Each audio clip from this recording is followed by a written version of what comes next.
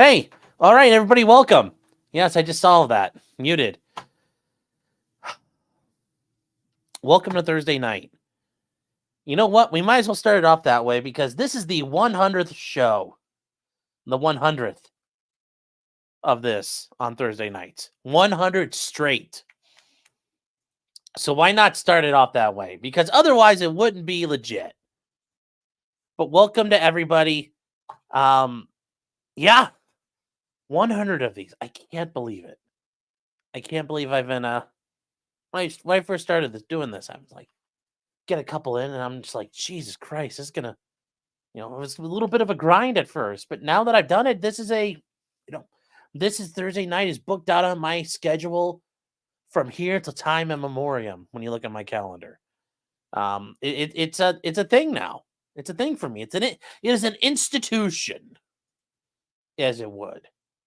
But I want to thank you guys all for being here. If this is your first time, thank you. If this is your 100th time here, thank you. Thank you for being here tonight.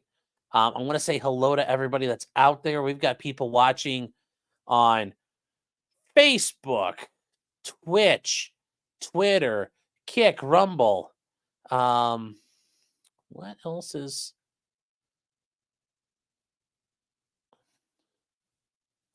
Hold on here.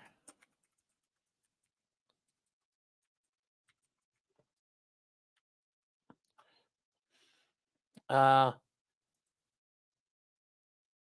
you? Ooh, really? Twitch saying this title's invalid. Let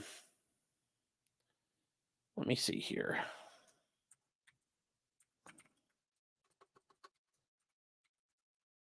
Apparently, you can't talk about Kiwi Farms on Twitch. There we go. Let's fix that. There we go. That should fix them. Oh, let's say apparently Twitch is saying it's not working. Whatever. Yes. I guess we'll start off by saying yes. Hello to everybody that's out there. Hello to the Rumble crew. I know you guys are out there. Thanks all for being here. We've got a lot to talk about tonight. A lot to talk about. And if you guys are new, thank you for being here. I also want to say hello to everybody on Locals. If you guys aren't aware what Locals is basically Patreon without all the rules and all the scumbaggery attached to its administration. So at potentiallycriminal.locals.com, you guys can sign up to be a member for free. You get access to things that get posted. There's a lot going on there that I'll post. Members can post. You can post yourself. You can comment on. And then if you become a supporter, it is $3 a month. You pay for 10 months. You get 2 months free. You get access to the live shows. We do a live show every Monday and do a live show every Thursday night. So right after this, we do an after show. Like R. Kelly says, well, after the show, it's the after party. And then after the party, it's the hotel lobby. And then after that, I guess it's like a 12-year-old, according to R. Kelly. We're not doing that part. We're only just having the after show. But it is a great time. I hope you guys are interested in it because it is a lot of fun. All the things we don't get to here, we talk about. All the things that necessarily weren't appropriate for here or we're allowed to talk about here, we talk about there. And, we sometimes, if there's something funny going on or somebody's streaming, we might peek in there and see how they're doing, see what's going on, and just comment amongst ourselves. It's a lot of fun. That's at potentiallycriminal.locals.com. If you're still not sure, you can sign up for free, full access for 1 month free with the promo code CRIMINAL. If you use it, you get a 1 month free. If you guys have any trouble with the code, let me know and we'll try to figure out if something's going on because I think it should be working fine now. I was having some issues and I had to do a little work on it. With that being said, as customary for us, we hang out for about 10 minutes or so to let everybody filter in. YouTube, everybody is not the best at notifying people, and let's not kid ourselves about that. That's just the nature of the beast. So we try to give people some time to show up because it's going to be tough. Sometimes it's tough. Sometimes you don't get notified. Then some of you are thinking, well, if you're a regular viewer, you should know about it. And I agree. But that's how it goes. So we'll pull this down for now. There's a lot of comments tonight. A lot of comments tonight. So I guess we'll start off. We got a couple of super chats already. Um, Unhung Hero for $2 says, "Oh, I'm gonna come. Don't come. Don't come." Why is this thing here? Let's Go Brandon for $4.99 says, in a very eloquent version of the meme, "Why are you so gay?" Maybe meant to do it in the African voice. "Why are you so gay?" I'm not sure. You know, why does the mountain fall into the sea? It just does. Eric says, "Well, yeah, it's Twitch. Yes, Twitch has its problems. And Twitch is still not working. Twitch says the title's invalid. Change it a bit. Go live. There we go. Okay, I'm finally live on Twitch. Hello, Twitch." Unhung Hero for $2 says 100 episodes of Tilly and his pregnancy fetish. I don't know if I can handle that. I don't know if I can handle that. That's all. That's a lot of punishment. Stabby McStabwood, member for 9 months. God, when I see numbers like that, it's so cool seeing you guys have been around for a while. Thank you for the support. It says, "I've been a member long enough to be born again." Thank you. The amateur iconoclast for $3.50, otherwise known as Tree Fitter, says, "Congratulations." Thank you. Then Analytical T is a new member. Thank you very much for that. I appreciate your support there.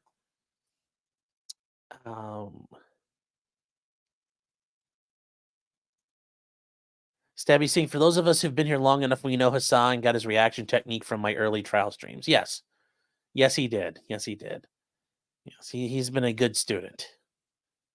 Yes, at locals, you'll get access to all of the shower calls as well. You might even get a shower call. Patty says, "Oh, yes, we do have it. There is another promo code. You can also use Criminal 2024. Both of them, because I tried them both. I got both of them to work. So I'm not sure what the issue was last night. So they both work for me. So you could try either.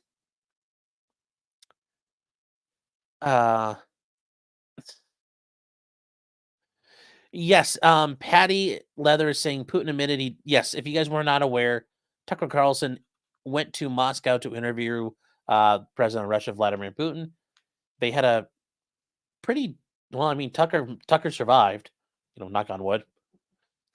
Just kidding. Yes, apparently Putin has said, "I don't want to invade Europe," and Tucker tried to get an American reporter out of prison.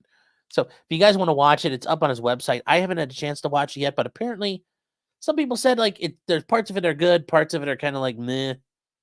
But take it for what it's worth. Farm Girl Mom, yes. Criminal 2024, yes. Yours worked, but I went ahead and made a dummy account and I got the criminal one to work too. So both seem to work now.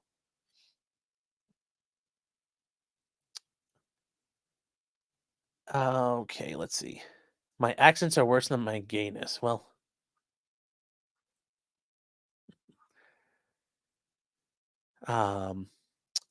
let's go. Brandon says, "Important question. Do we have claws?"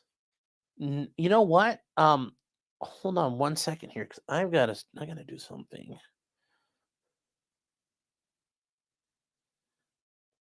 We got something better than that. We kind of have homemade claws.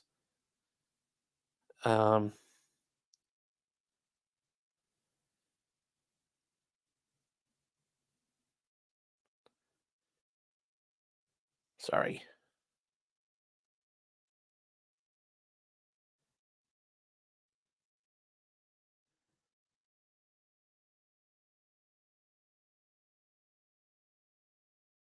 So actually have a way to make some homemade ones. We tried the one night and it was actually really, really good, Brandon. So I'll show you guys when we get them here in a second. Sunshine saying good evening. Yes, good evening to you. Ronnie says congratulations on the 100th night of this. Yes. So it's 100 weeks of this thing here on Thursday night. Yeah. Time flies. Time flies. Captain Zap Brannigan saying, "How do you feel about Sean's?" Well, they're not real Sean's. There's only one kind of Sean that's real. I'm sorry that don't do the phonetic spellings. They're not right. So okay, guys, we got to the 10-minute mark. Holy cow, we got a whole party tonight. Everybody's here. Everybody's raring to go. Ruger 9x19. 50 Cent says, you got that P90 Ruger, 16 shots. Hollow points will go through you. It's an actual 50 Cent lyric. Believe it or not, it talks about shooting people. I know, a rapper doing that. He says for $5, thank you for the support, by the way. He says, so now I can demand acquittal of anything I am ever charged with due to my crappy memory. Kind of, yes. We're going to get to that. That's one of our interesting things that we're going to get to. Thank you. You're welcome. Yes, you guys are where? You guys are hearing the lovely Future Miss Smart 2.0 there, providing me with some much needed supplies for this show. Apparently there's also if it wants to load because Locals is bogged down apparently. I got a couple of super chats over in Locals. P Mike said a $10 tip saying, congratulations on making it to 100. I know. And since I've got the stuff here, we're going to do it to 100 more. And Green Caps Lock for $5 said, happy 100, Sean. Here's the 100 more. Exactly. So what we can do is, and I've tried this, and it's actually better than White Claw. And I think this is really cool. So what you do is you're going to get, you get some sparkling water. So in this case, we're going to do raspberry, some sparkling. Get that, crack it open, and you just pour it in.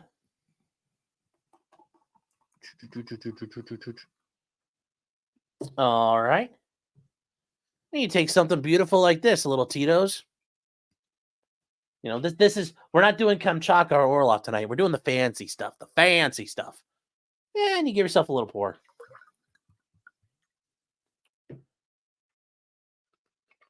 And it's better than White Claw. Oh my God, it's amazing. So anyways, here's to you guys. Cheers. And it's really hard to overdo the vodka just because of how these are flavored. So if you guys are wondering, and which ones are these? Oh, so Giant Eagle. I don't think you guys have those anywhere else in the country. Philip Kogan's been a member for 1 month. He repeated the Poland began World War II shtick. Well, I guess he did. I don't know. I haven't seen it. So, but let's get started. The big thing today. Oh, Brandon says no White Claws. No, but like I said, we got a homemade White Claw, which is even better. What's better than there's no law without the claw? Well, it's a bootleg claw. So, oh, Stacy said, is that like a wine cooler? That's a very, very, very offensive. Very offensive. No, it is not a wine cooler. It's actually, White Claws, those are like malt beverages. So no, this is like vodka and stuff there. So it's really good.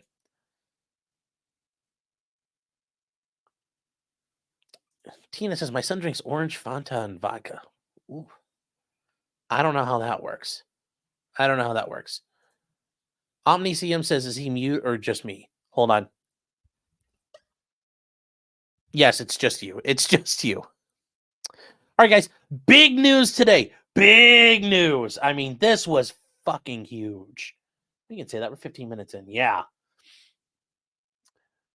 President Trump's case, former President Trump's case, where Colorado disqualified him because he engaged in insurrection. Woo, spooky.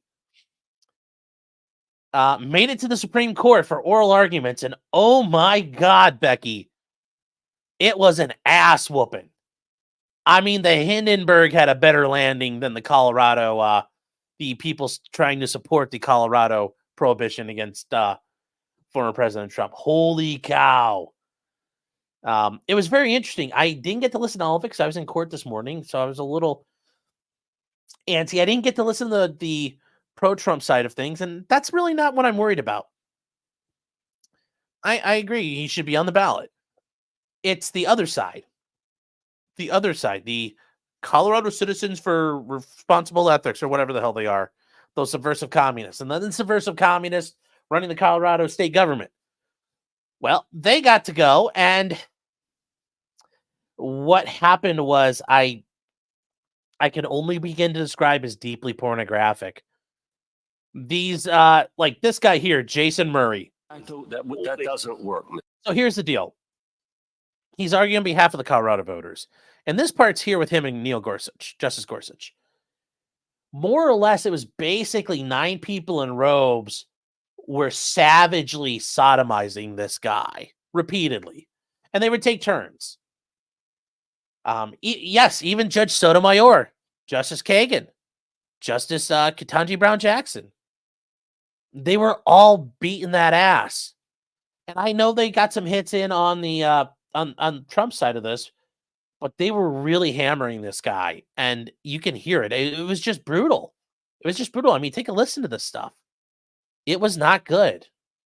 President, in your view, would be free to act as he or she wishes without regard to that individual. I don't think so, because I think, again, the de facto officer doctrine would nevertheless come into play to say this is no de facto. That doesn't work, Mr. Murray, because de facto officer is to ratify the conduct that's done afterwards and insulate it from judicial review. Put that aside. I'm not going to say it again. Put it aside. Okay. I think Justice Alito's asking a very different question, a more pointed one, and more difficult one for you. I understand, but I think it deserves an answer. On your theory, would anything compel a lower official to obey an order from, in your view, the former president? I'm imagining a situation where, for example, a former president was, a president was elected and they were 25 and they were ineligible to hold office, but nevertheless they were put into that office. We're talking about Section 3. Please don't change the hypothetical, okay? Please don't change the hypothetical.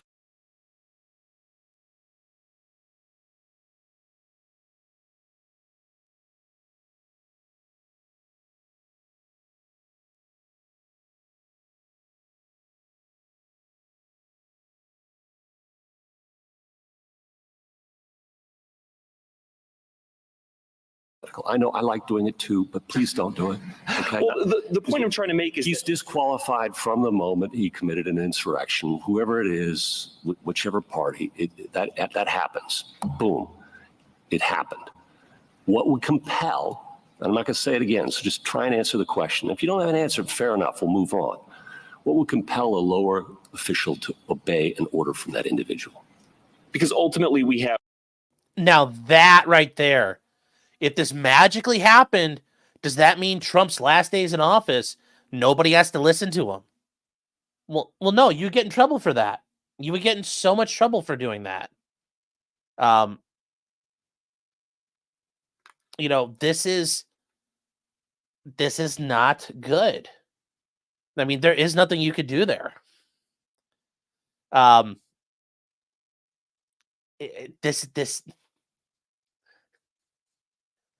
He doesn't have an answer, and instead of just taking the L and biting the bullet, he won't do anything about it. Now, I noticed I got boomered, apparently. When the judge is telling you stop, like SOTP, stop, to quote our great Reverend Dr. Robert L. McKim Sr. You're in trouble. You're in trouble. I've been in that position before where the judge is like, no, stop doing it. And yeah, I don't know what else you could do there, but you got to keep going, I guess. But once again, sometimes just take the L and move on. You're better off in life. But it only gets better. Oh.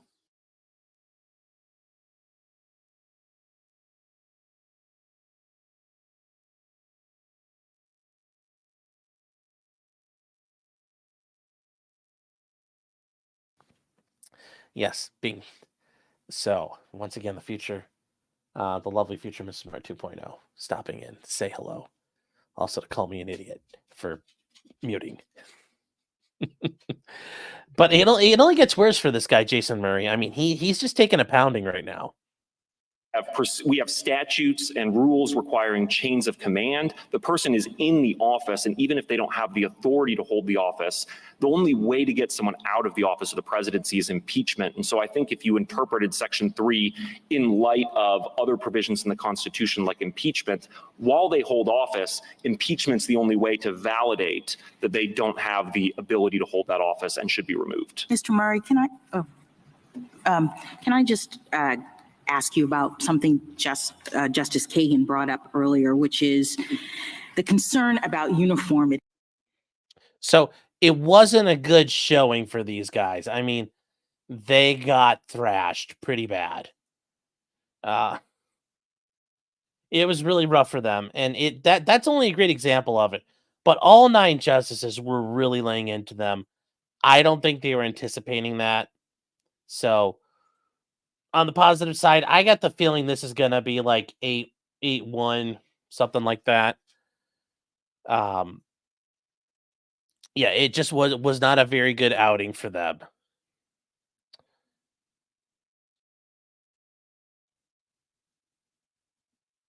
Tell her to run a wash rack through that thing you were celebrating tonight. Oh.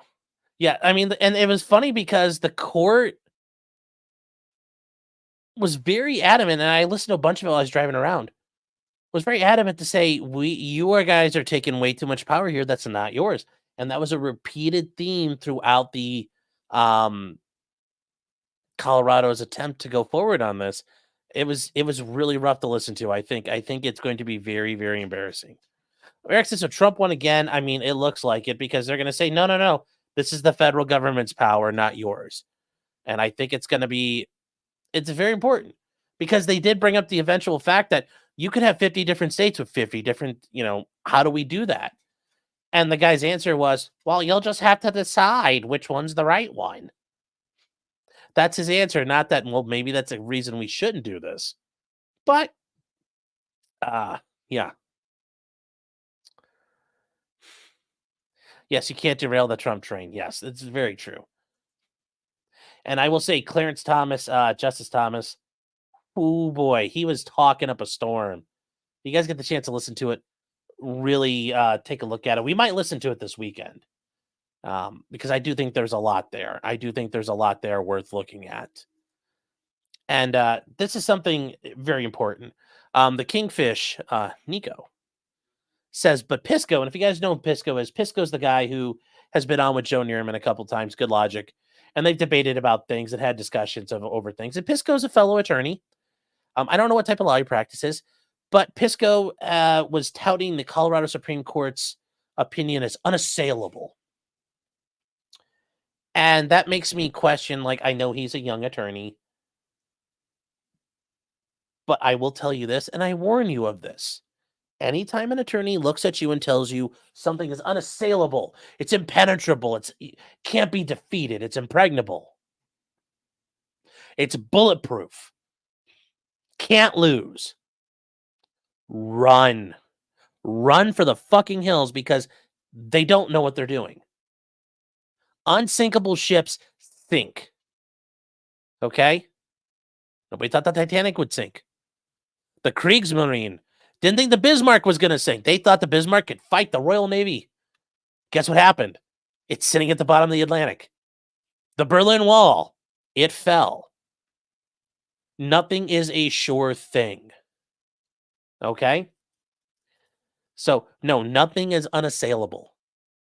Everything can be challenged. Everything is vulnerable. May not be as vulnerable as some other things. It might be overall strong or well protected. Sure. But nothing is invulnerable. I mean, I think it's part of the tale of Achilles. Nothing's invulnerable, and to act like it, well, that's hubris, and the gods and the fates, they punish hubris. So, yeah, just keep that in mind. Keep that in mind. Real quick, Ashley's saying, happy 100th. Well, thank you. Zaven's been a member for 3 months, saying, looking forward to another 100 streams. Thank you. Another 100 Thursdays. Yes.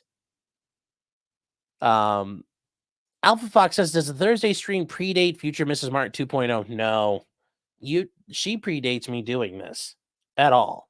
So no. She goes back to January 2020. So she's predating me doing this. Cargo pilot guy for 189 says you were muted. Thank you. When you come at the king, you best not miss. That's a powerful. To quote the great Omar Little, for $100. $100. Thank you. I see what you're trying to do with this 100 show and lack of White Claws. Very cheeky. Congrats, and the next one is on me. Well, thank you. And I'm serious though. These are smoother than White Claws. And I just did the I drink a couple of these. I probably will start doing that. So,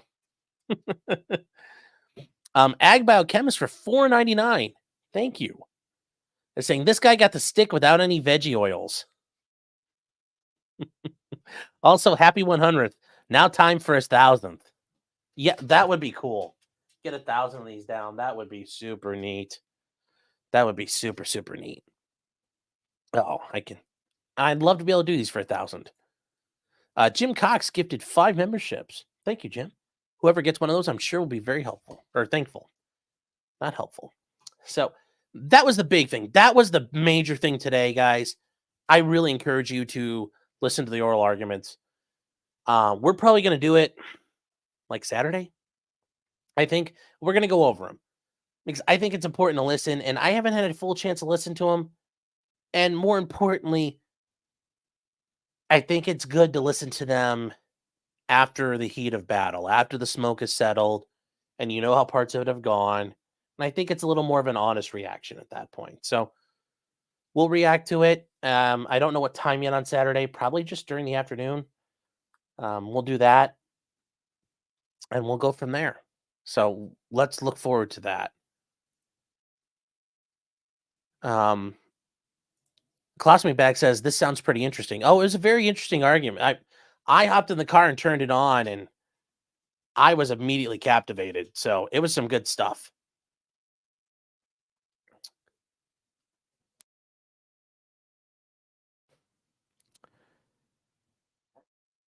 Yes, Joe Kurt and Good Logic Ron. Yes, they were doing really good. They were doing really, really good.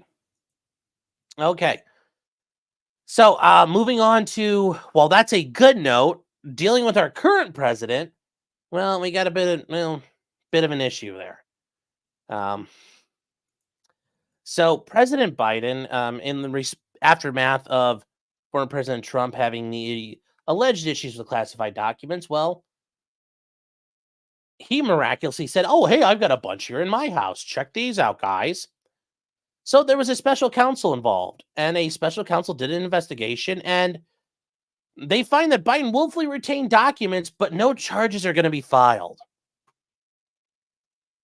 Yes. A two-tier justice system.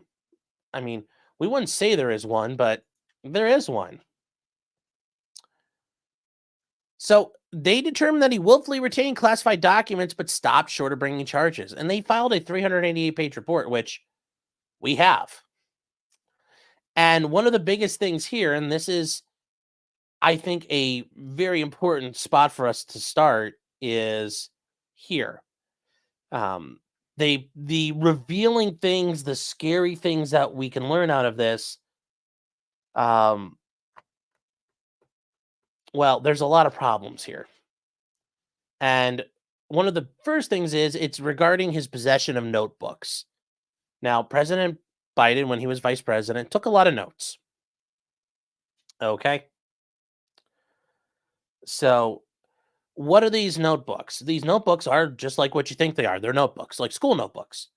And in these notebooks, he would take notes on briefings and things like that. Now, you might think, oh, well, those are his notes or his papers. No, if you take notes and information off classified documents, that stuff is also classified now. That's not just things you can handle and disseminate.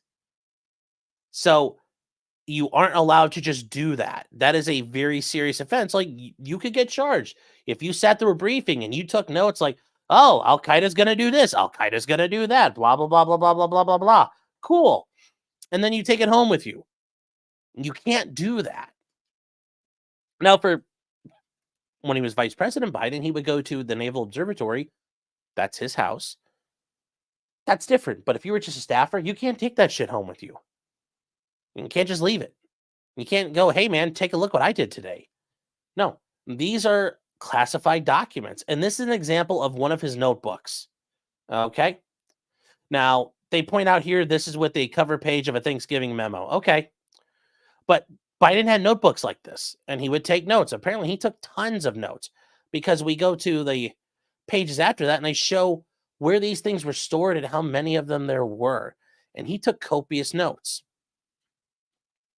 Instead of writing on the documents, he did it that way. So, they show pictures of, crap everywhere in Biden's house and everywhere things were going on. But they talk about these books. And when they talk about interviewing Biden for these books, that's where the scary stuff happens here, because there's very concerning things that happen. And like I said, it's what they tell us is the part that makes you very nervous, because this guy's in charge of the nuclear button right now. This guy's in charge of all decisions regarding the military and things that are going to go on. It is not good. So covering his documents, they start off with, his memory. And they point out that during their interview with him, his memory was worse.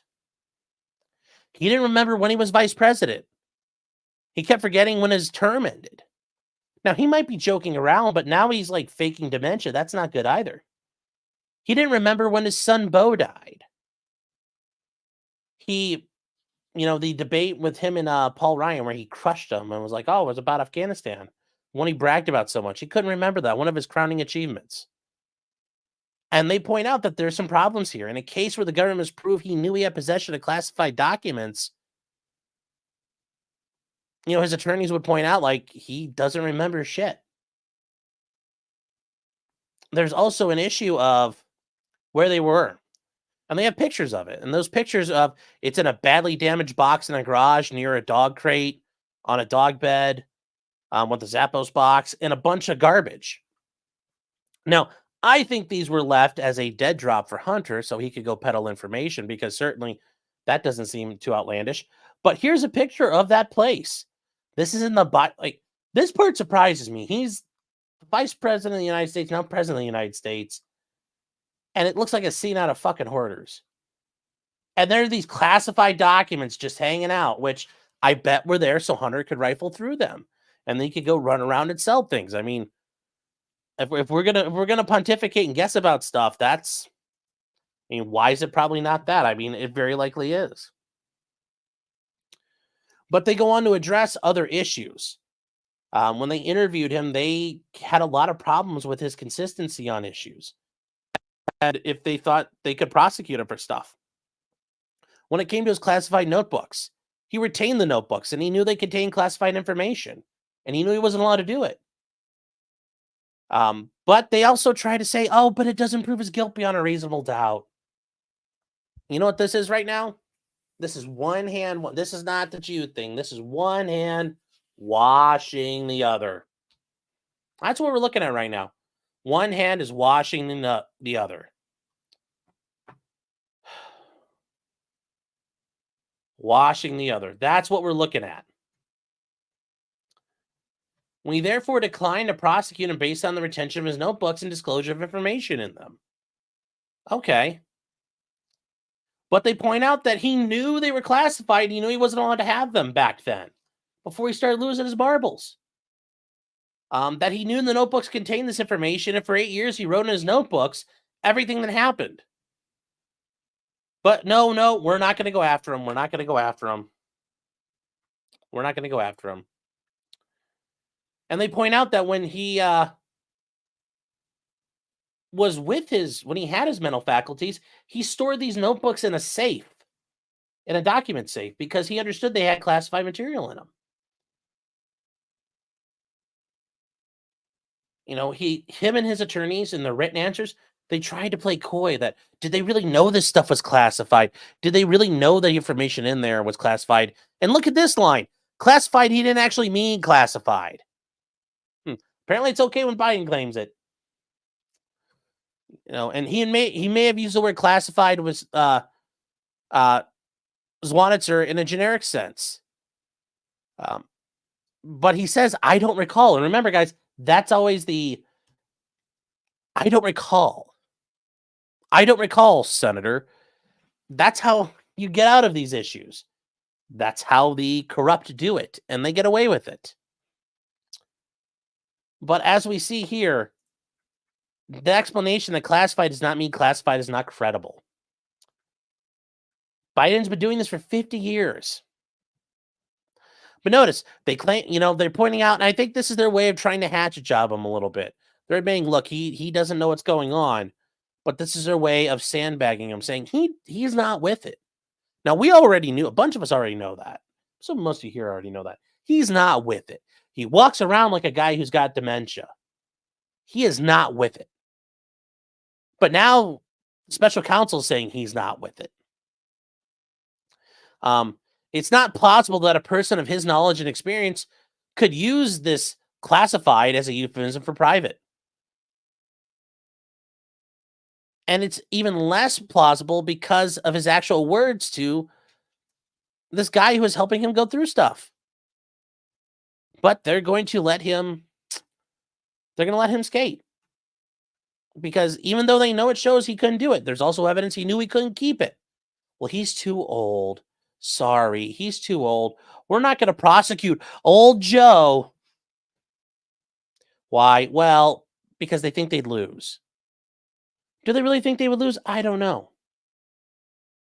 But once again, guys, it's just one hand washing the other. One hand washing the other. And it gets to the end, and once again, I think this is their way of trying to get their digs in. They point out that there's going to be issues for jurors that look at his case, that his apparent lapses and failures in the interviews that he had will likely appear consistent with diminished faculties and a faulty memory.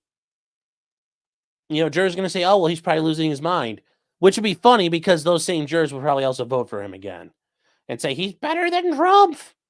So it's not inspiring. They point out we can't prove he made any false statements related to his retention of classified information. Remember, when it comes to these types of offenses, you can just say, well, I instead of, well, were you lying? Nope, sorry, I'm a retard. I'm a big old moron. I didn't remember. My bad. And that's what they think Joe Biden would do. And a jury would probably buy that, especially if they prosecuted him in D.C.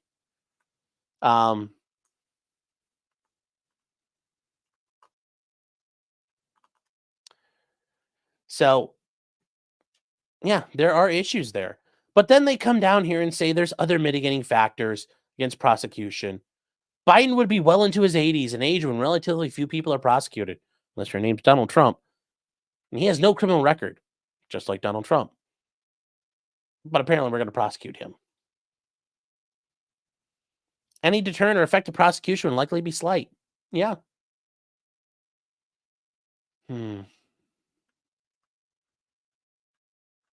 So, yeah, Biden, they're washing their hands of it, guys. It's all done. Nothing's going to happen to him. And like I said before, nothing's probably going to happen to Hunter. So I hate to give you guys that black pill after some really good stuff going on, but it is what it is, guys.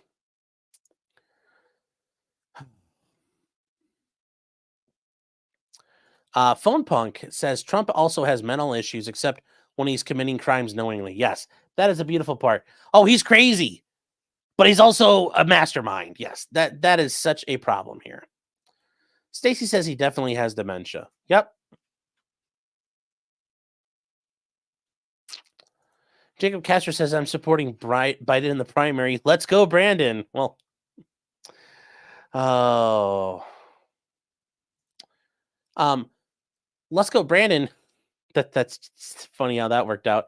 Says he has no right to these documents as senator/VP. He wasn't the president, and they're pointing out he had no right to them. But they're saying, well, his mind's fried, and he's going to say, well, golly, I forgot, and they think that would be enough for a jury. So, yeah, and then this leads right into the next question. Well, when is the 25th Amendment going to be done? We have a senile bird brain in office. We do. When's it going to happen? I don't know. Those in charge would rather just take advantage of him and run him kind of like a quasi Woodrow Wilson situation where, for those of you unaware, Woodrow Wilson in his last part of his second term, well, most of his second term, was under a stroke, a debilitating stroke.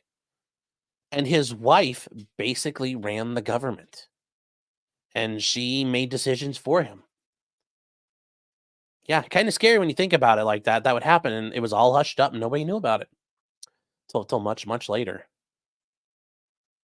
Dazoon says, how the fuck can you run for presidency? Yeah, I don't know. I don't know. So, Claude says, I don't recall. We'll get you Leavenworth. That's the military disciplinary barracks. That's the military prison. With classified material. Yes, for the regular person, yes, that would not be a good idea. So, Howie Brown says, well, Biden did say he didn't want any red tape out there. And yeah, it's like, just peel it off and it's not classified anymore. Yes, but they're... Oh, this Who We Are says, was it a Liberty safe? That's a funny callback. That is a funny, funny joke. And Tina says, that's where Hunter gets his ideas for paintings. Yes. Yes. Very true. Very true. So, we got some super chats here. Excited Editor and Tell has been a member for 2 months. Saying, I may be a cheap ass, but I love you. Congrats times 100. There's nothing wrong with, whatever you can do, what you can do. If all you can do is say, you don't suck, I will accept that as a compliment. If you can do something, great. If you can't, that's okay too. Everything in between. Tridio for $5 saying, congrats on 100 episodes. Only 350 more to get to your weight. I hear this talk. I hear this calls for shower text and bottle butts. Well, I guess we're not going to celebrate that way. Sorry. Doug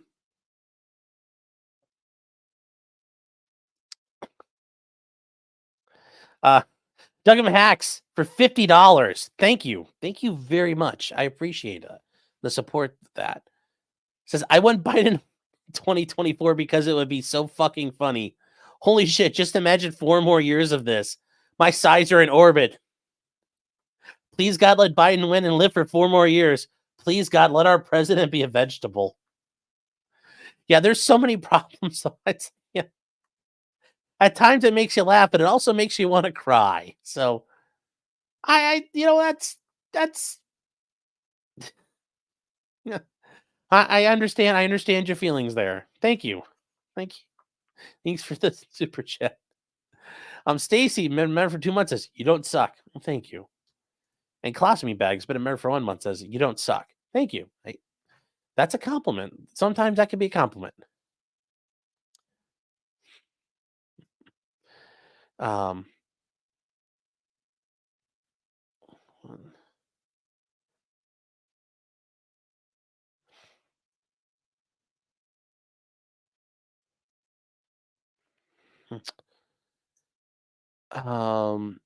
Let me see here. You are Amos Meritset says you are an adequate streamer. That is oh, that's good. I like that a lot. Oh, that's a good one. I like that. I really do. I'm very cheap. I'm a cheap date. That's good. Pepsi Man says, I don't recall. The Ron Toye defense wins again. Well, speaking of Montoya, we'll get to that.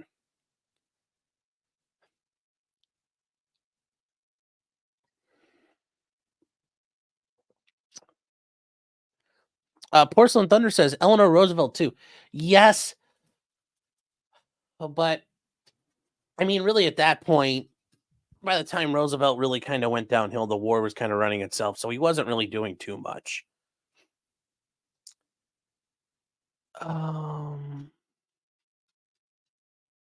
Kitchen Knife Rescue, how you doing?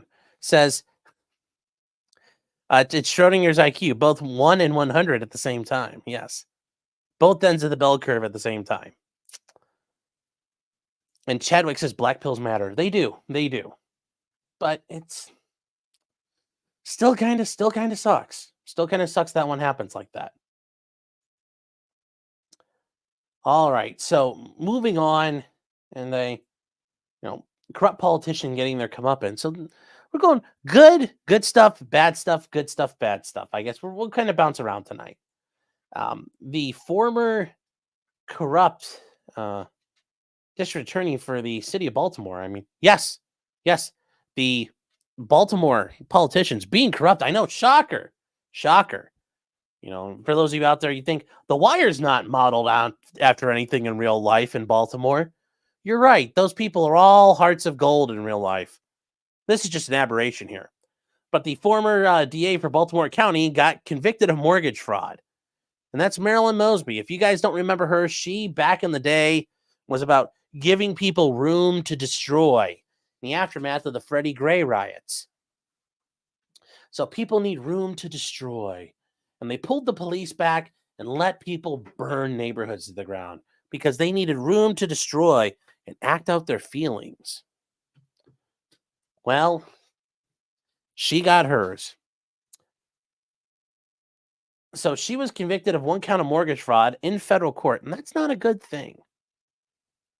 So is she going to face some prison time out of this? Very possibly, given her history of conduct and things that have gone on in her life.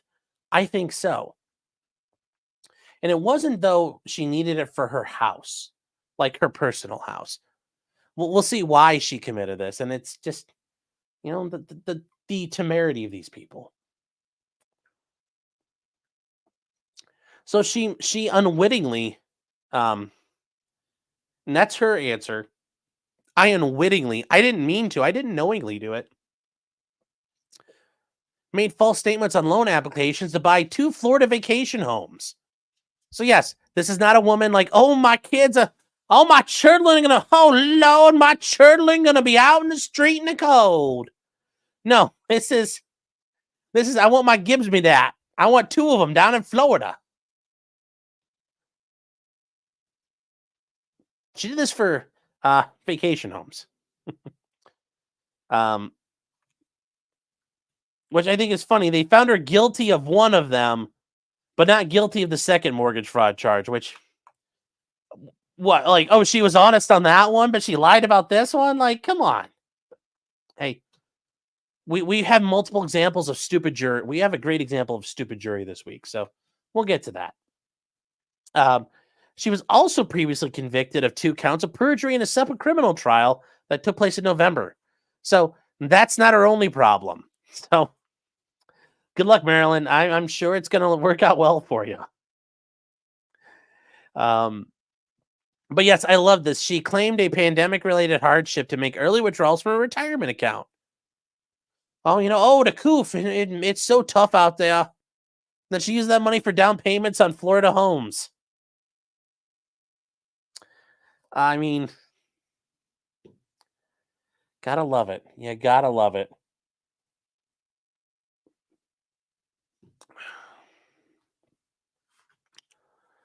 But yes, she was known for being the state's attorney in Baltimore. And she charged the police in the death of Freddie Gray, which all of them were acquitted or dismissed against. And then she lost re-election in 2022 after being indicted for all of this crap. So good job, Maryland. You're going to have fun. I'm sure her replacement, or actually, I think there are like 2 or 3 people past her now. And 1 or 2 of them have been indicted as well since then. So, Yeah, it's just you love to see people like this get their comeuppance. So, and as much as I hate the federal government, at least once in a while they do things that make you laugh. So, I guess Fed boys, you kind of warmed my you warmed my cockles today. You made me laugh just a little bit. You know what? I guess sometimes maybe we really can be friends. Maybe I really instead of pulling that detonator, I might say no, not today. Maybe tomorrow instead. So that's some good news. I hopefully she enjoys time.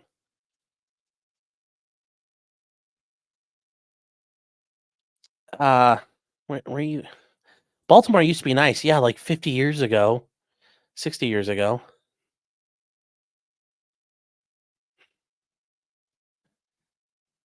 Can you put on a big black suit like Tyler Perry and scream "Lord and Lord"?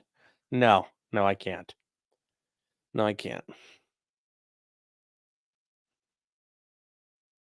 So, she's gonna, she's not a bad looking woman overall. So, maybe she'll have some fun she'll have some fun in prison. I mean, and what's worse than being a cop in prison? Being a prosecutor in prison. That would be terrifying. So,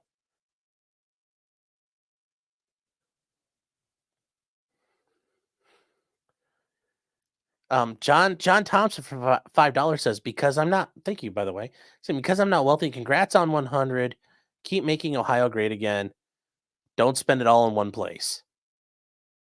I'll try. Thank you, John. I appreciate that.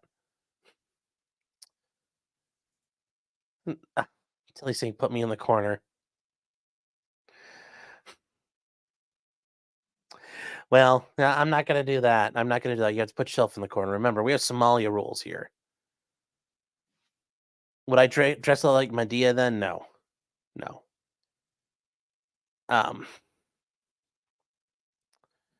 Scared Fuck says, oh, I'm sure Trans Bubba will like her. I know. That's the funny part. That's the funny part. 120 years ago, Baltimore was the wealthiest city in America. I've heard that before. So.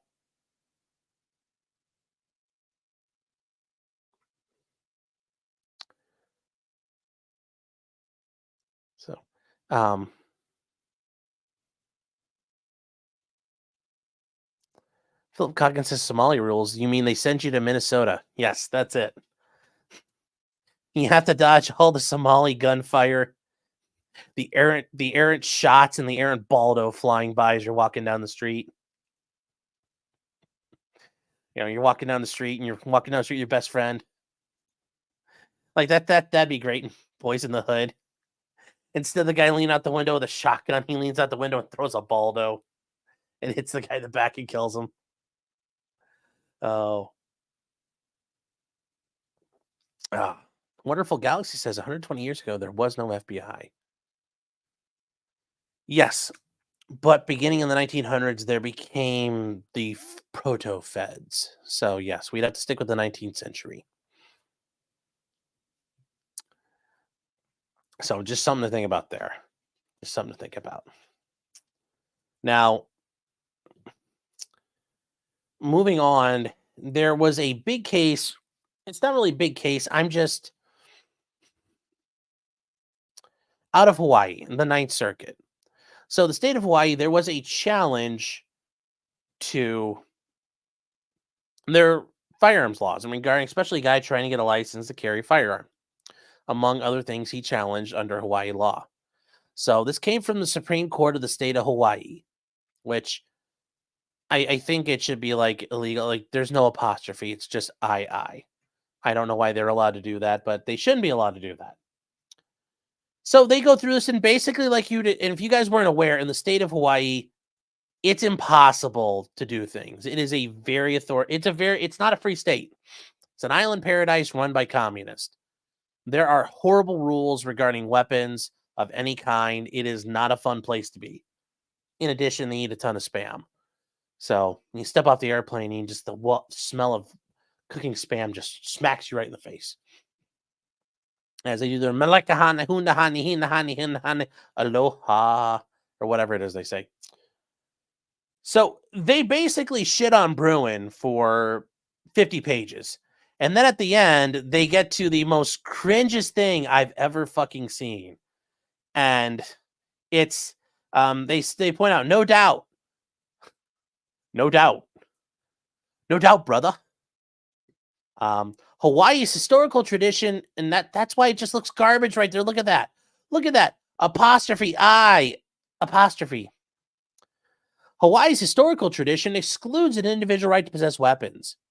Hawaii prohibited the public carry of lethal weapons with no exceptions for licensed weapons from 1833 to 1896.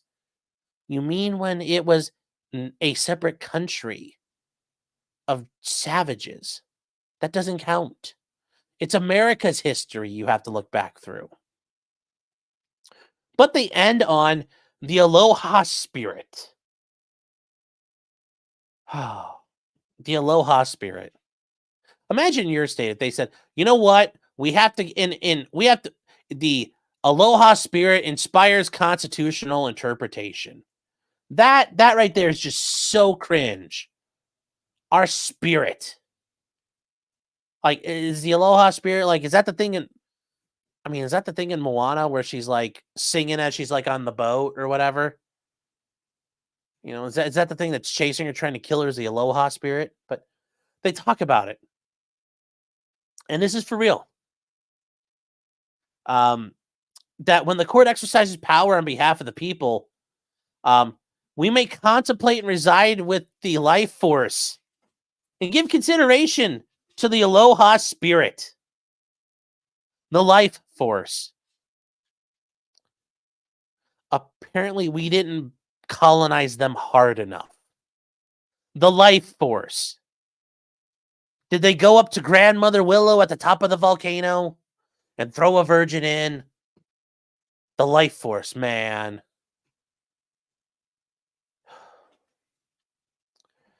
The spirit of aloha clashes with a federally mandated lifestyle.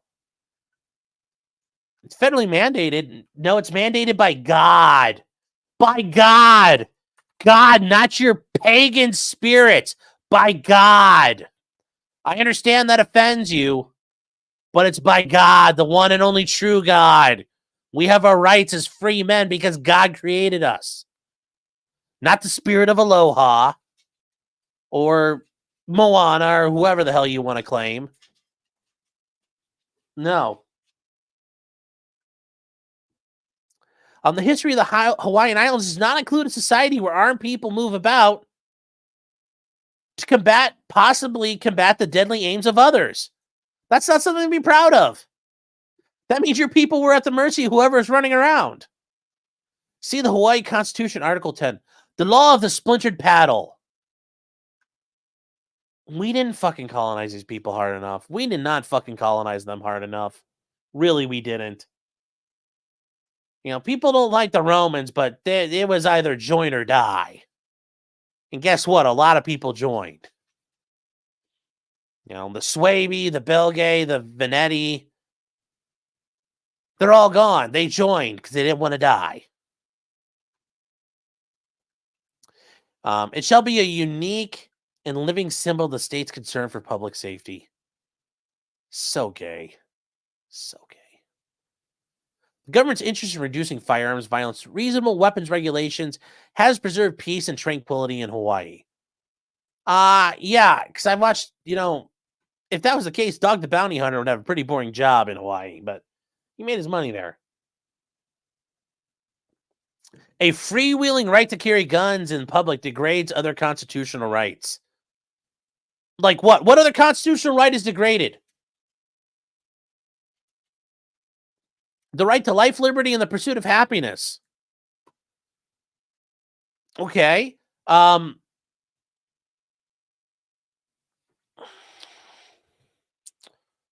You know, because I'm thinking like here, you know, like it's, you know, for the constitutional right, you know, like we the people of these United States, in order for a more perfect union, establish justice to ensure domestic tranquility, you know, provide for the common defense, promote the general welfare, and secure the blessings of liberty to ourselves and our posterity, to ordain and establish the Constitution. of the United States of America. That's preamble. I don't recall life, liberty, and the pursuit of happiness. I do remember that, though. Where does that come from, chat? What document does life, liberty, and pursuit of happiness come from? What document does that come from? What document does that come from? What does it come from? I know you guys know it. I know you guys know it. What does it come from? Oh. Where do you find it?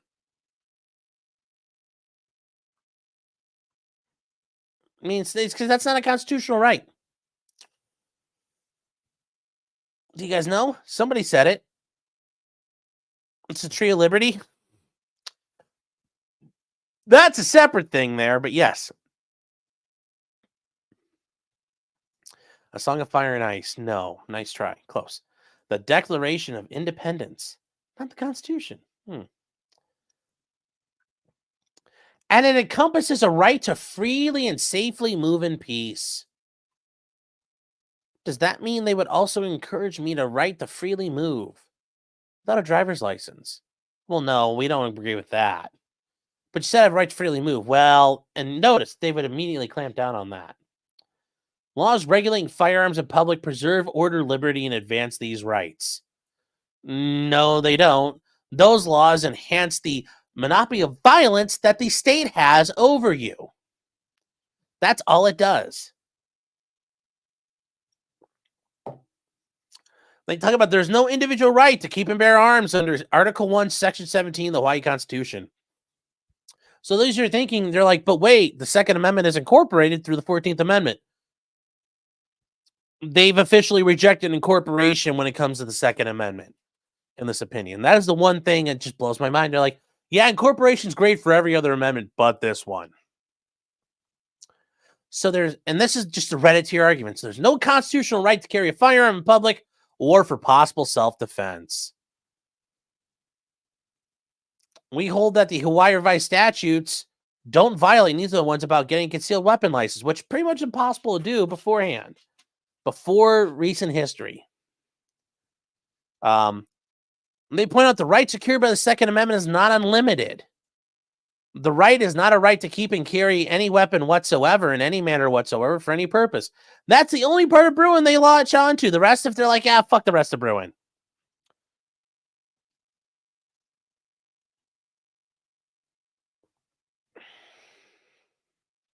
And the point is, in Hawaii, if you try to apply for a license to get a handgun, you can't. Nobody has one.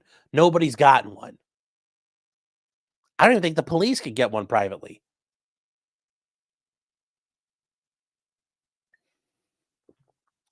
So that is really what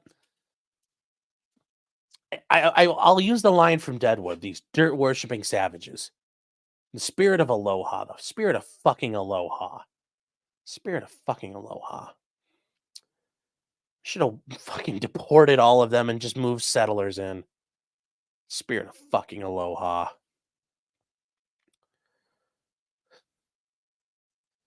Future.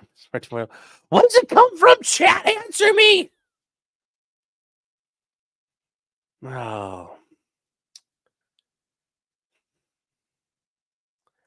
Pitchlock says, can we just sell them in Australia? I wish we could. I wish we could just deport them all now. The spirit of aloha, that spirit will go with you across the openness of the ocean. To, I don't know, somewhere, just not here. The Deku tree, is that part of Moana? I don't know.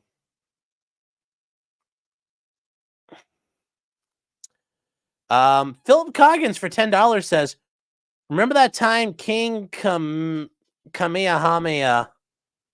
Fuck it, I don't really care. He doesn't earn my respect. King Spamalot won a battle and then ate his enemies. That's the aloha spirit we really need.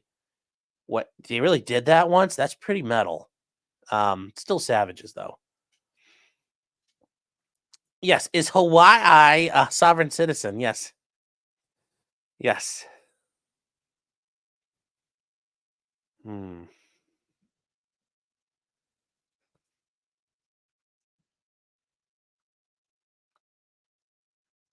J-Rock says, Sean, idea. We need to deport the population of Hawaii to Australia, resettle the state. I agree.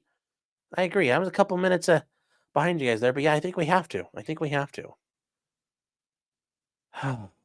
Jacob says, the fuck it ain't. And William says, shall not. Exactly. Except Hell is saying they will have to learn to live in the desert. Our islands are taken. That's okay. They can live with the Abos out in the desert. They can learn to watch Bluey. This episode of Bluey is called Forced Deportation. Actually, this episode of Bluey is called The Trail of Tears. Oh. Pineapple commies, yes. Very true. Very, very true.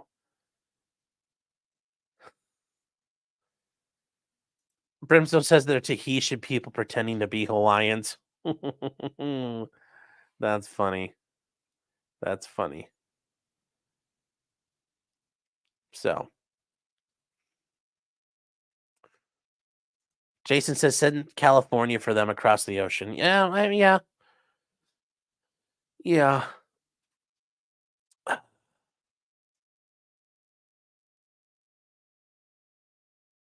Somebody says we want Clyde. Okay, well, hold on here. We got Clyde.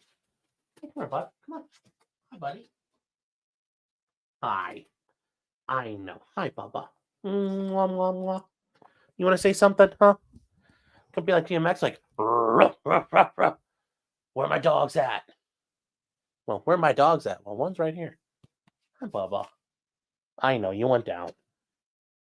You're stuck in the door because I can't open it because it's all the way over there.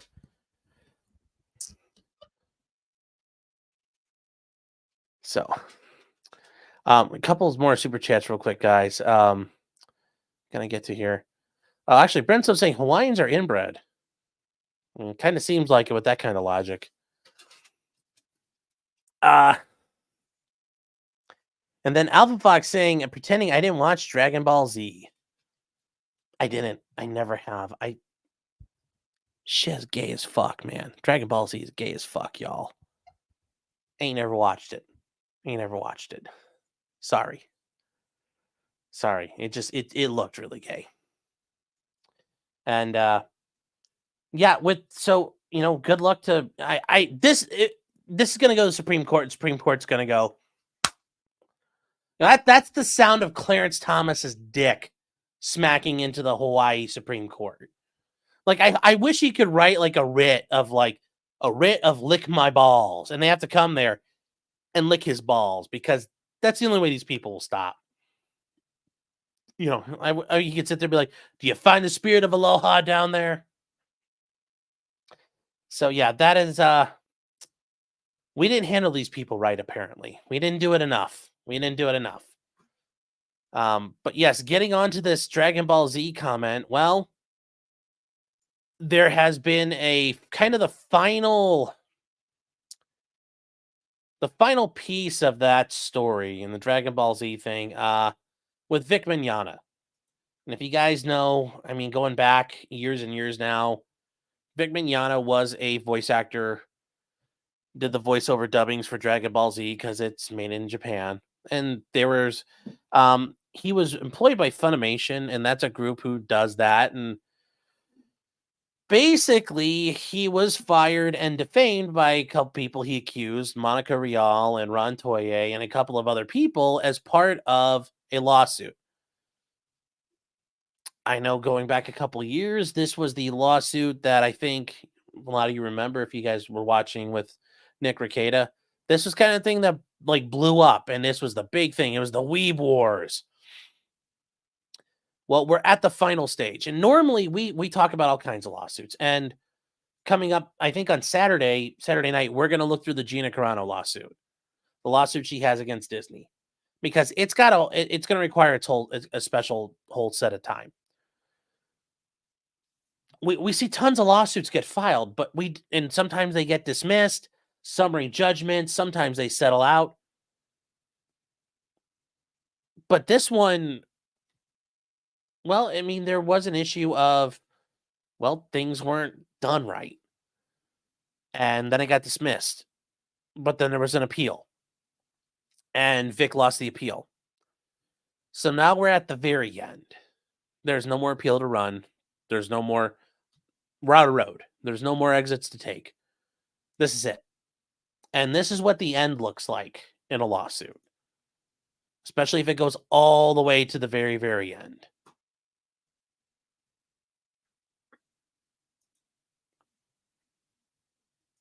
This is an agreed final judgment. So this is from the 2nd. And this was filed out in Tarrant County. I think that's in Austin. Well, no, it's Dallas. Is Dallas Tarrant County?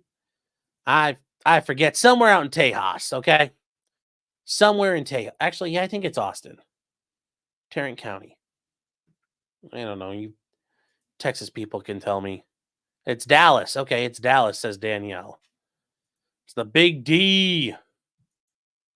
The Big D. It's Fort Worth. Okay.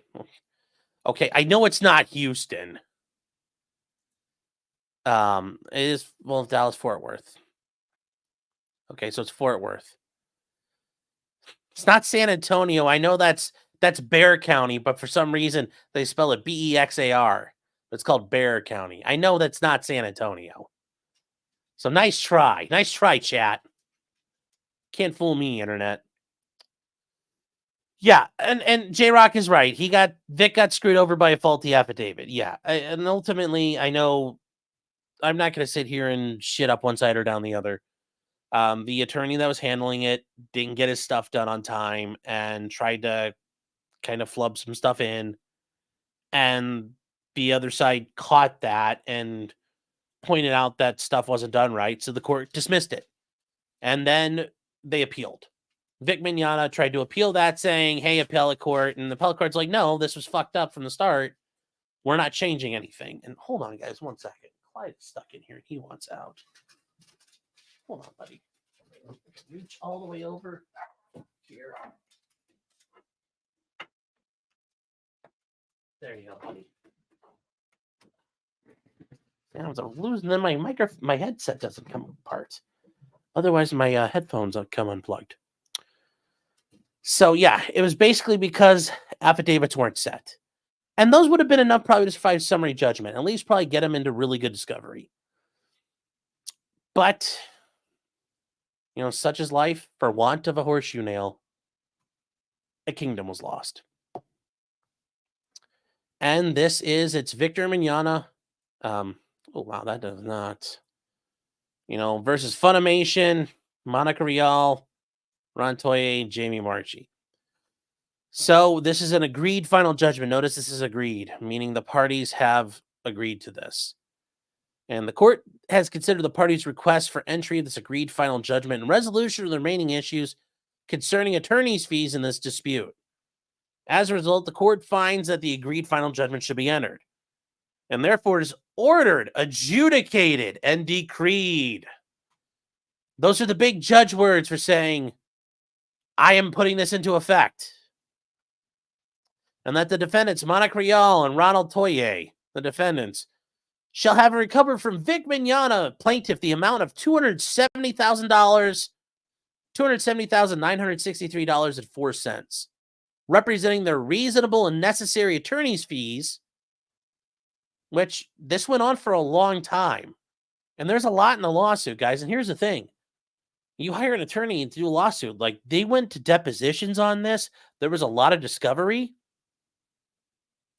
That's not cheap. This stuff adds up. That's why when, you want to sue somebody or you want to engage in legal warfare, you better have a checkbook ready.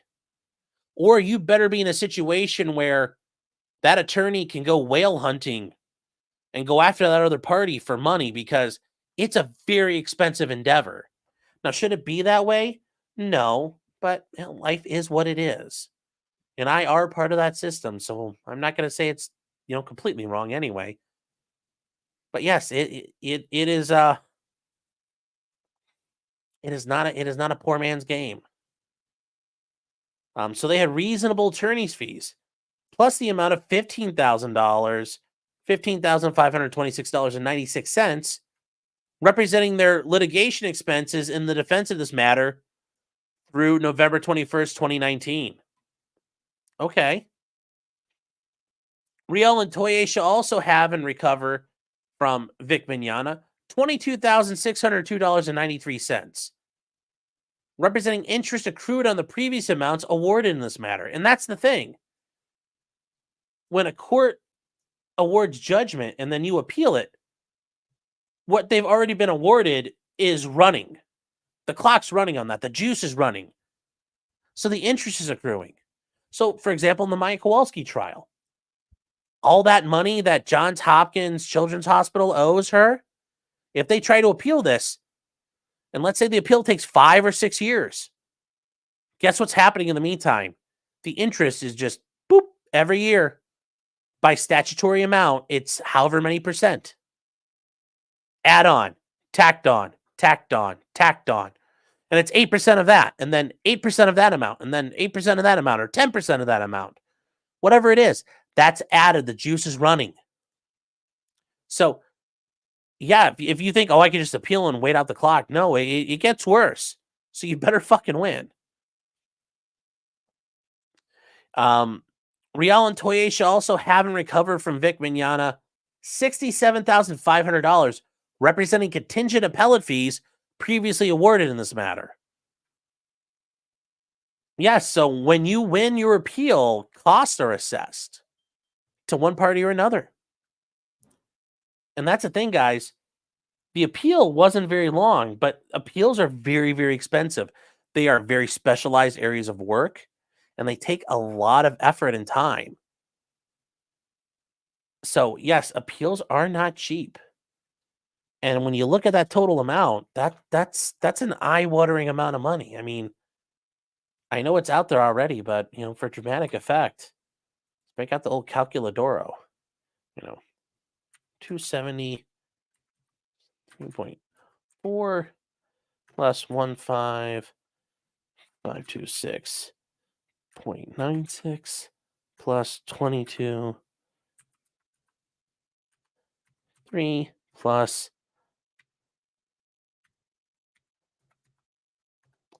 $67,000 at the end. That gives him a grand total of $376,592.93 that he has to pay. That's on him. That is a judgment against him. So that's there. And then it's further ordered, all amounts awarded in this final judgment shall bear post-judgment interest. And like I said, guys, it talks about the interest rates. 18% per annum. 18%. So 18% a year interest. The interest goes up 18%. That's almost 20%.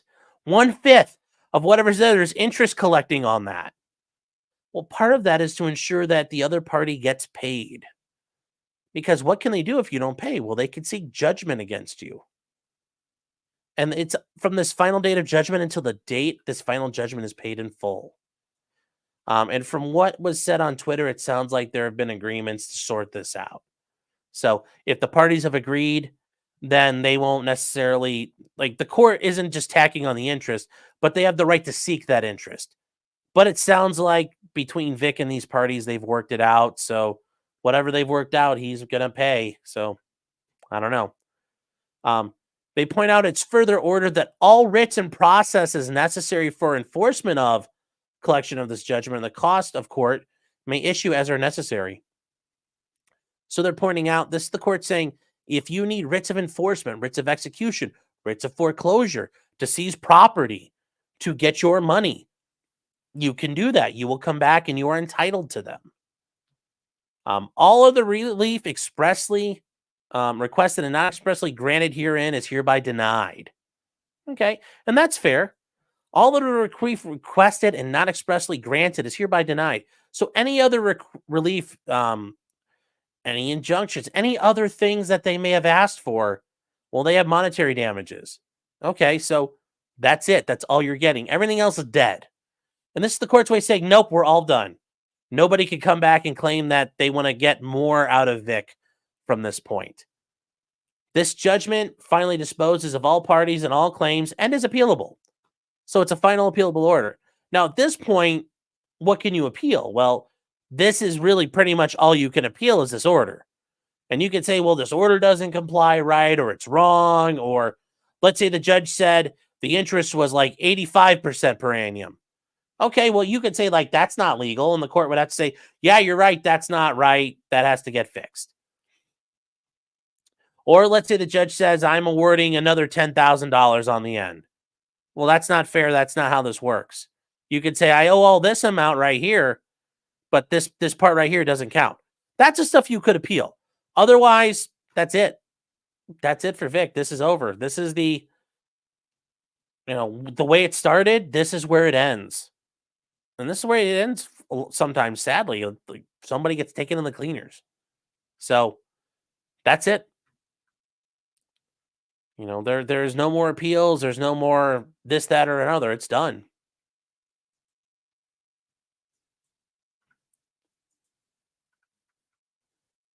Um,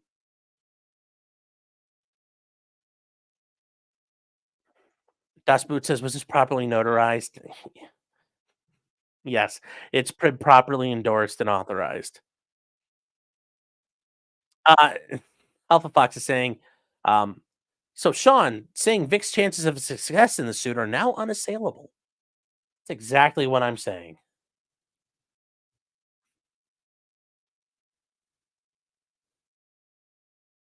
Um,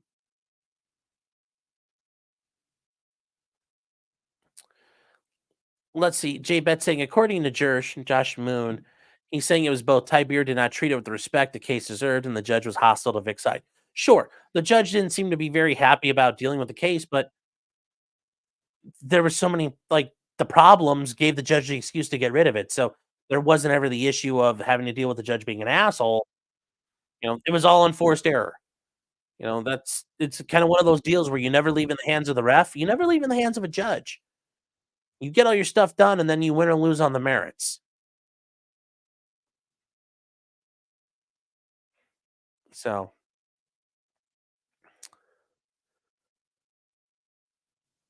Dustboot says, Nick, we lost the case again. Well,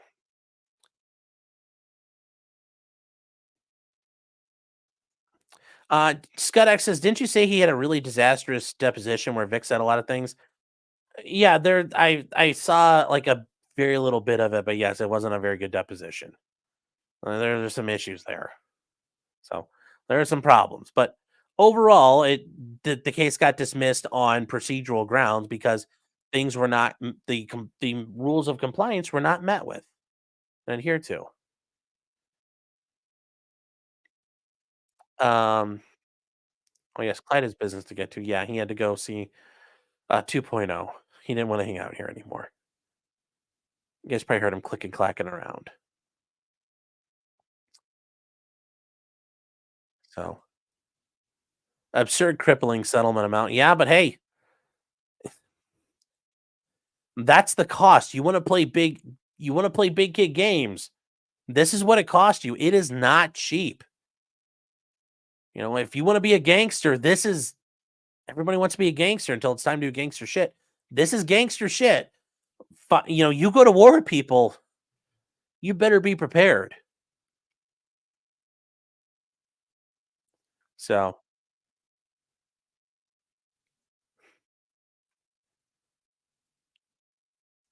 Marilla says that the lawyer is late is responsible for the judgment amount. No, that's between Vic and his attorney. Vic is the party of record, so it's his issue. That's for him to sort out on his own. He owes the money. So,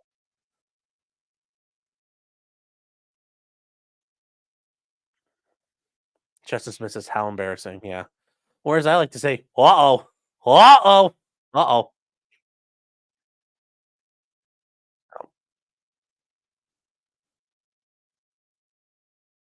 That is yeah. D for $5 says, I'm about to be toxic. But I hope Monica Real gets to intimately learn the love of Ron Toye and his remote control powers. That's a joke from the case. I'll go on the farms. You guys can read about it or Google it. Ron Toye and remote controls. You'll learn all about it.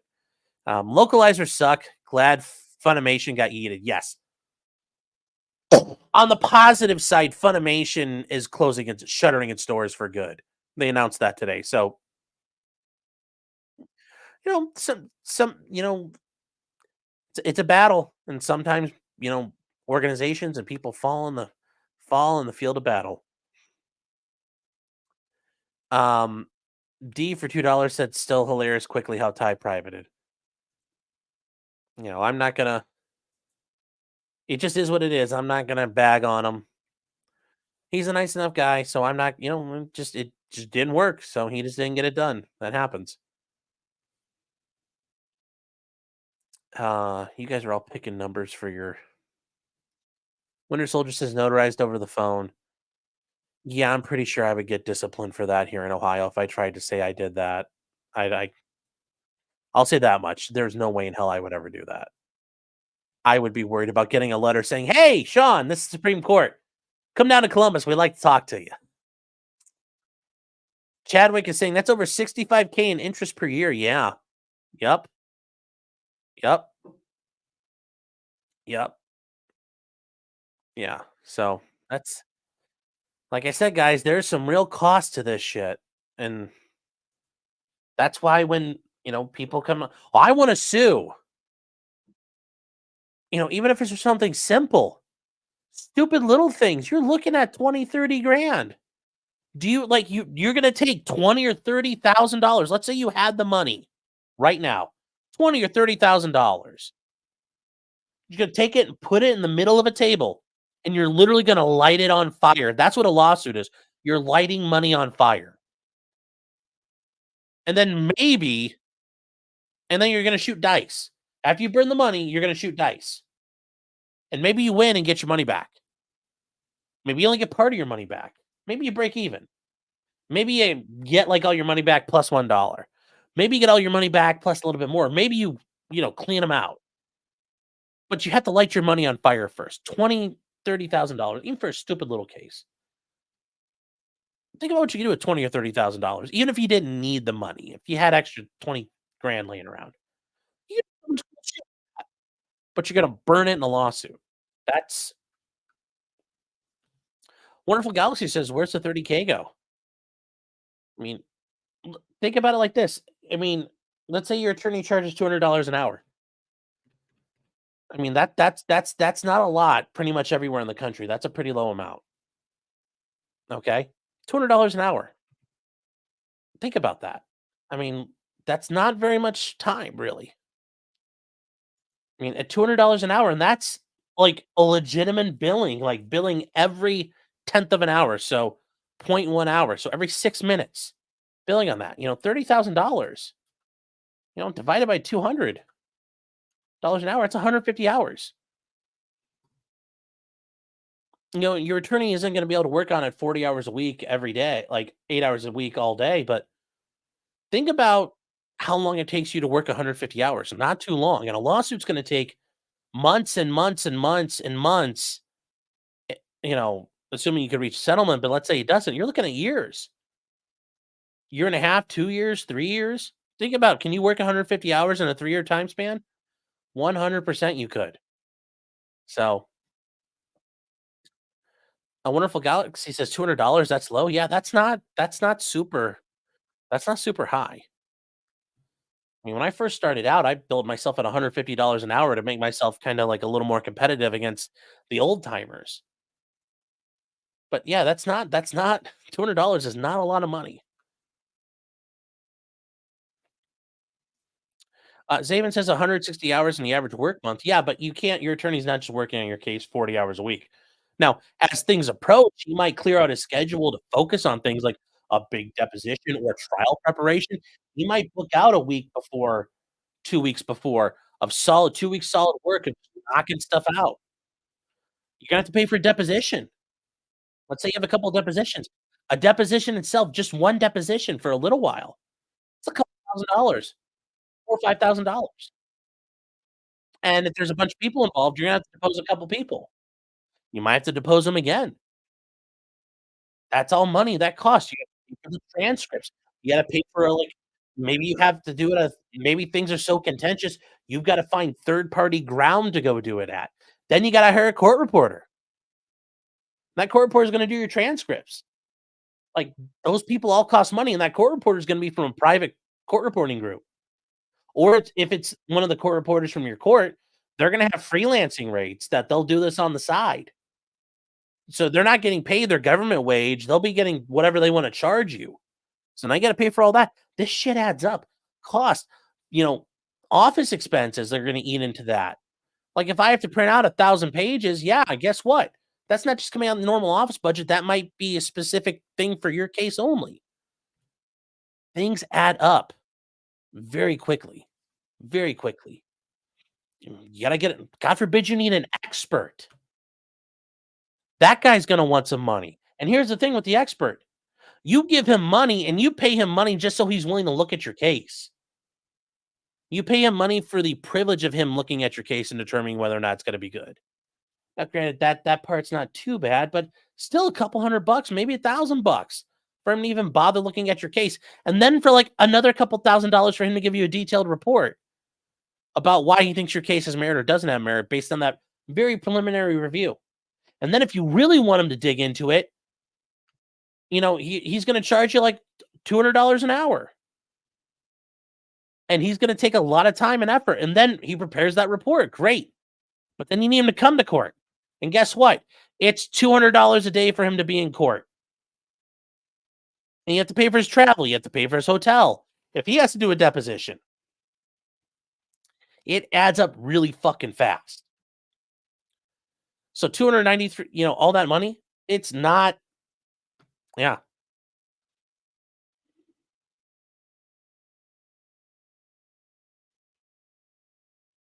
So, yeah, it doesn't take much. It does not take much for this to, it doesn't take much for this to get out of control. Amico Bain says 0 viewers. I don't know. Where do I have 0 viewers anywhere? Oh, on Facebook? Yeah, I guess nobody on Facebook's watching right now. That's all right.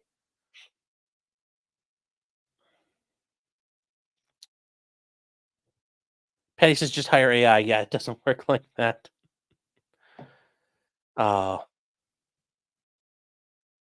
Keopathic says pay Bronca 98 cents a day. He'll be your expert. Well, yeah. Yeah. Oh, and in Future Miss Mario 2.0 is playing this out. Yeah, like if you get like, and now getting back to the criminal side of things, like court appointed work, well, it depends on the county you're in. Like, I mean, some states they might have standard rates. Like in Ohio, for example, if you get a court appointed case, it can be anywhere from $50 to $75 an hour. So, cost and things add up very quickly in the legal game, in the law game. It's like the rap game.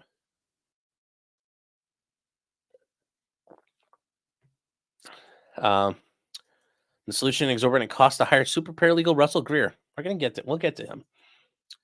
Zero Flex says, "Screw it, I'm going pro se." Good luck, man. Good luck. Like Star Fox. Good luck.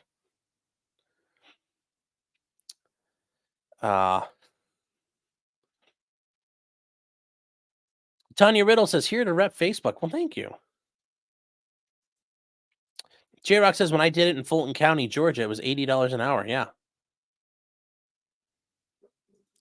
Wonderful Galaxy says, you have to pay for a court reporter. Yeah.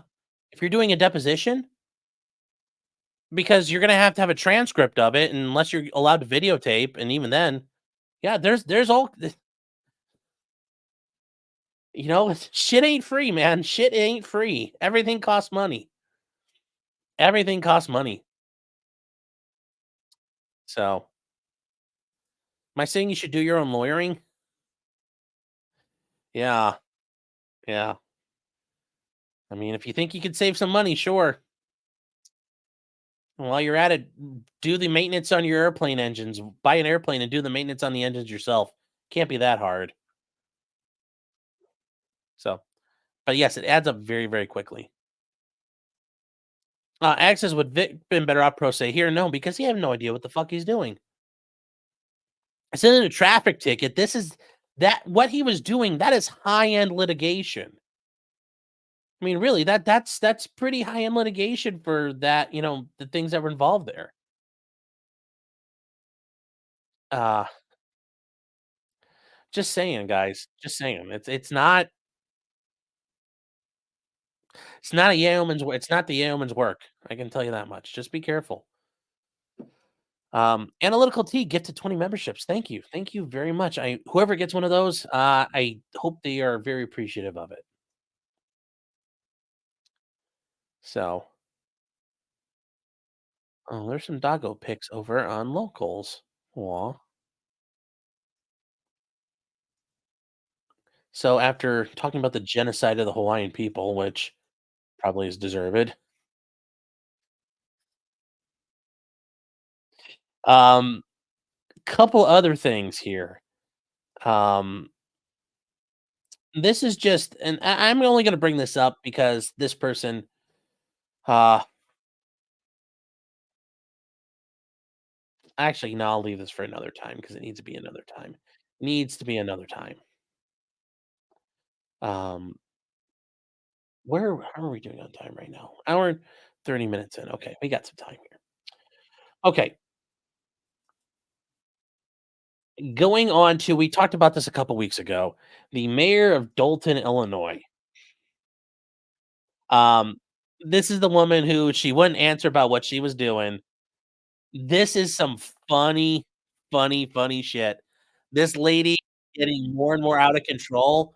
The amount of things she's doing, she has like locked city council out of their building, and she's basically running this like she's fucking Don Corleone. And I will give her credit for that. She's acting like a G. And this is out in like rural, like it's not like it's a suburb of Chicago, but she's trying to run this like a G. I'll give her credit. I will give her that credit. She is trying to be a G. Um, but yes, this is the Mayor Tiffany Henyard.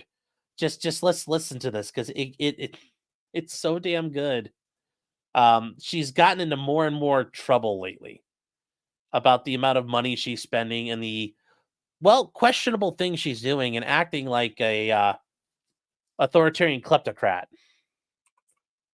It's just, oh my god, it's so damn good. Um, so this is her. This is her here. Here we go. Y'all should be ashamed of yourself. Y'all black. Y'all are black. And y'all sitting up here beating and attacking on a black woman that's in power. Y'all should be ashamed of yourselves. Dalton's difficulties got worse in recent weeks with I just love that beginning. Y'all should be ashamed of yourselves. She's like a black woman. Y'all should be ashamed of yourself. Y'all black. Y'all are black. And y'all sitting up here beating and attacking on a black woman that's in power. Y'all should be ashamed of yourselves. Dalton's difficulties got worse in recent weeks with water main breaks. Henyard blames on trustee budget cuts. Then 4 people were shot and injured last week, leaving nerves frayed and Henyard's opponents pointing out her sizable security detail. It's unfortunate that politics are being played, but what has happened is $1 million out of my budget has been cut because of politics. And that's the thing. Like, they don't have any more money in town because she's pissed it all away. And there's some issues. Like, $67,000 on trips to Portland, Austin, Atlanta, New York City. They went to the Four Seasons and they ran up a $13,000 bill at the Four Seasons Hotel in Atlanta. Why were they doing this? I don't know. But that is what this this woman's like speed running a federal indictment, I think. I think her goal is to see how fast can I get indicted. And J-Rock, you said it too. I think you're thinking what I'm thinking here. Yeah, she's wait, where'd you go? I saw it.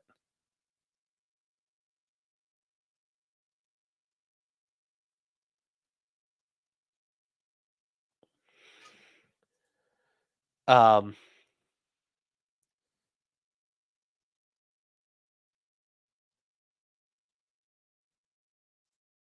Where is?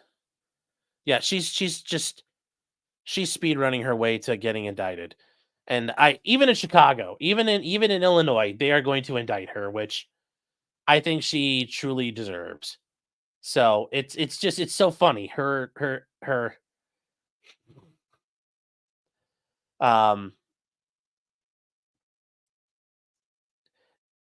it only gets better though, because her city, this isn't a joke. They hired a registered sex offender to be a zoning inspector and a housing South inspector. suburban Dalton react. So this guy is going to have legal access to enter homes with children around and vulnerable people, and he's a housing inspector. To a Fox 32 investigation that found a new village employee with a dangerous criminal past. He is a registered child sex offender, and he's now been hired by the village to go into people's homes and businesses. Now, furious village trustees are taking steps to curb the mayor's power. Fox 32's Dane Placco broke the story, and he has the latest from Dalton. Also, cheers, guys. We're going to do a little What is the situation involving your background? Well, my background, the childhood background, over 30 years ago.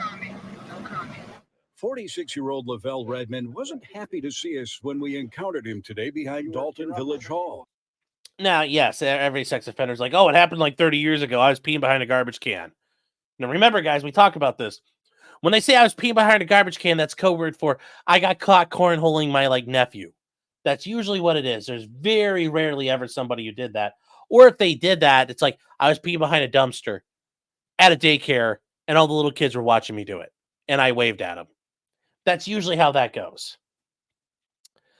Sula saying it is a suburb of Chicago. How is she not in jail?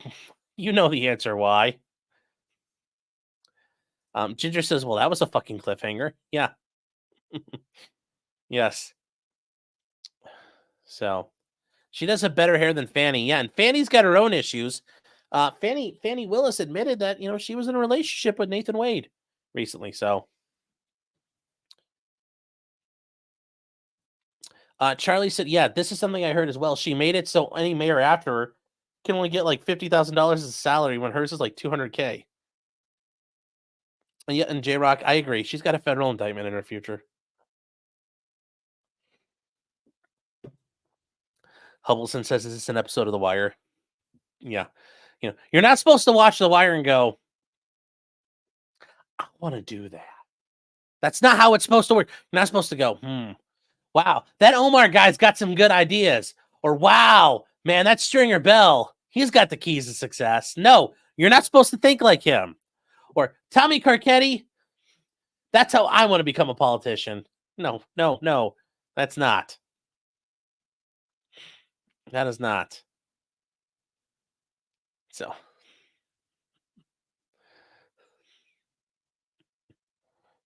Kia Patrick says, rest in power, queen. Yes, Furby. I like that when she's talking about black.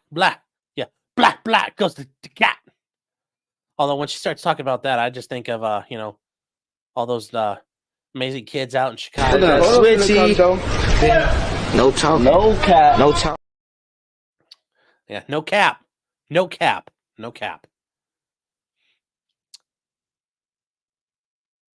Patty says it's a low-income area. Yeah. Oh, I'm sure it's low-income after she takes all the money.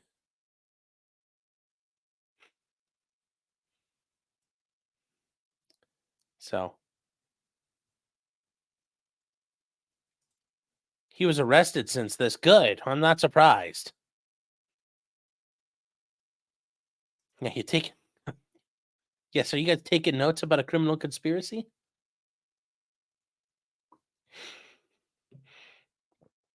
Oh. Yeah, busing caps.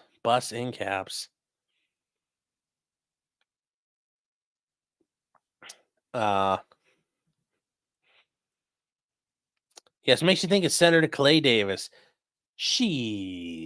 Yes. Oh, there's another. J-Rock says 20 memberships. You do like PPP. 20 subs. Wow! Got the bonus chats going, guys. Got the bonus content. Thank you very much, J-Rock. Whoever gets one of those, I hope they are very happy with that and appreciative of it.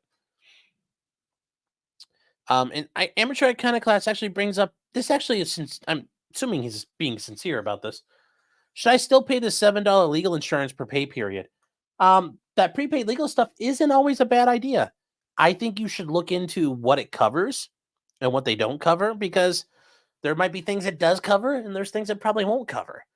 Now, for example, if you get in a car accident, you have insurance. If you get sued, your insurance company defends you because they're getting sued as well. Same thing if you own a home, you have homeowners insurance at times.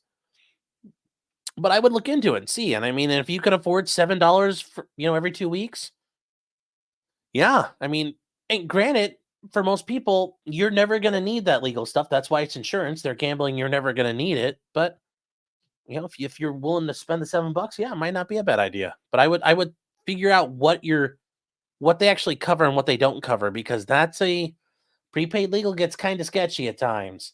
I mean, I've looked into doing work for them, and some of those have really bad reputations. So you really got to look into it. Dusty Storm, wow, for $19.99. Thank you. Thank you very much for the support. Saying, needed the giggles tonight. Love your shows, Sean. Well, we're not done yet. There's still some more. Don't you worry. There's still some more laughs to come. There are more laughs to come. Speaking of coming, the last night we had Kara Winicky on. She was involved as part of the legal team helping Richard Allen get in front of the the Indiana Supreme Court to deal with the issues he was suffering because of the, borderline moronic judge that has derailed his entire court case. Threw his attorneys off for no valid reason and has basically ruined everything. Judge Francis Gull.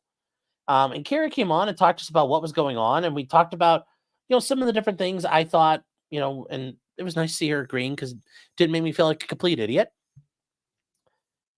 And we talked about the thing that we were waiting on the most was the Supreme Court's actual opinion that they released. And they did. They released their full opinion today. I have not had the chance to go all the way through it. But let's just say they don't speak very flatteringly about Judge Gull. In the meantime, Richard Allen's attorneys did file motions to recuse. Those were filed, and Judge Gull's already said, no, I'm not reading them. They don't count. And she cited before the opinion had been released, the Indiana Supreme Court says I'm okay. And they really don't say she's okay, which is really funny that she tried to make that argument and the Supreme Court's like, we're not actually, she's like, oh, they said I'm good for it. And they're like, no, we didn't. No, we're not saying you're good. We're saying there's a process to follow, but we ain't saying you're good. They're like, I didn't say that. Don't co-sign me there. So it'll be interesting to see what happens there. We'll try, maybe on Sunday we might take a look at all that, because there's all kinds of Richard Allen stuff. We'll probably do it like a big Richard Allen thing on Sunday. There's a lot to talk about there, but that is a really, really, really good thing. Now, if you guys don't remember this week, Jennifer Crumbley, she's the mom of Ethan Crumbley. He went into the school in Oxford, Michigan and killed 4 kids. Well, she was on trial and the jury was out starting Monday. And they came back with a verdict. And Jennifer Crumbley was convicted of all 4 counts of manslaughter. Wrongly. And I think it's a travesty of justice, but she has been convicted for now. Maybe there will be appeals. Who knows? But for now, she's been convicted. And a juror did give an interview. And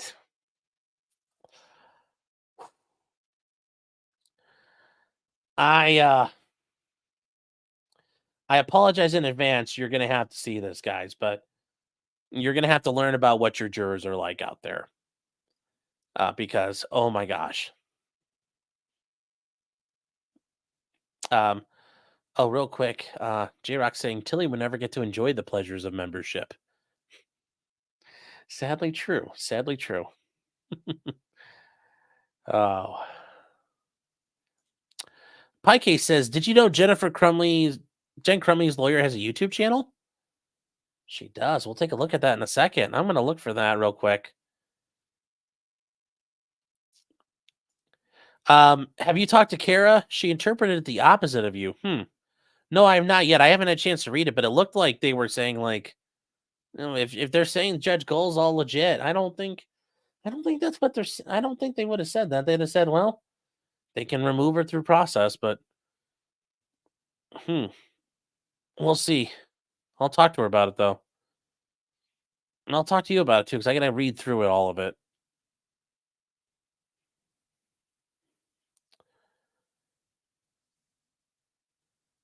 Let's see here. What do you guys? Zabin, they're saying they supported Gull's denial. Yeah, because they haven't presented enough stuff yet, but they're not saying she's bulletproof. When it came to the issues about removing her from the case, the Supreme Court said, follow procedure. You have your attorney back now. You have the attorneys back you wanted. That's the only thing that's the only thing that couldn't be fixed. We fixed it. You want to remove her through recusal, and if she doesn't recuse herself, appeal up the chain, and then we'll deal with it. So, yeah, that is kind of where it looks like things are going. Okay. Novo Poro Dago saying lurk. Well, thank you for being here. Thank you for being here. Das Boot, I got that. I see that Shannon Smith Law PC is the channel. I'll look for it in a second. In the meantime, though, the jury foreperson gave an interview, and oh my God. Oh, geez. This is not going to restore your faith in humanity, sadly, and I apologize in advance. And it's not just what she says, but you're going to...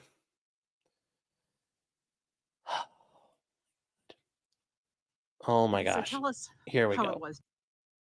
Here we go, chat. This is the forewoman. This is your foreman. This is the foreman on your jury. You're facing 60 years in prison, and this is your foreman. So here we go. Deliberating. It was very difficult. It wasn't an easy decision. So tell us how it was deliberating. It was very difficult. It wasn't an easy decision. I mean, look at I like I said, I'm not trying to like. She's got a nose ring. Like, look, like let's count all the stuff here. Like, you know, like we got some concerns here. I mean, we really do. Lives hung in the. There's stuff I'm concerned about.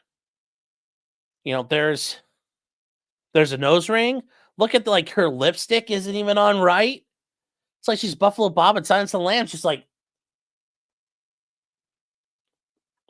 I mean, it's like a bad Joker. It's like, why so serious? I'm gonna send you to prison for 60 years. And this is her. And I mean, listen to her. She's talking like she's got fake vampire teeth in. I mean, these eyebrows look like they're like penciled on. It's like the grease pencil and just went like, yeah. But yeah, here we go. Here we go, chat. The balance, and we took that very seriously. Lives hung in the balance. There's only one life. Who else were you worried about? And tell us, did you have to convince each other? Is there anything like that where it was going maybe? I will say both sides were well represented. Oh, okay. Tell me your name. Nope. You don't want to tell your name? That's fine. That's fine. You were the forewoman, though? I was the forewoman. Okay. Is there something specific that really stuck that you guys were debating over for that many hours? The thing that really hammered it home is that she was the last adult with the gun. And that's where I'll end my comment. Thank you. That's her comment. She was the last one to touch the gun. So apparently the jurors decided, oh, we have a hot potato rule of liability. She was the last one to touch the gun they saw on camera. But who touched it last ultimately? That was never proven. Who touched it last before? Well, Ethan touched it last when he went through the hallway and started playing Duck Hunt. You know, okay, yeah, like, wow, he's like, this version of Call of Duty is great. It's all reactive. You know, top graphics. But before Ethan grabbed that gun, who touched it last? We don't actually know the answer. And she doesn't know the answer. But see, And Robert Barnes mentioned this, and I said it too before. Jurors hone in on stupid things. Stuff you're not looking for. And guess what?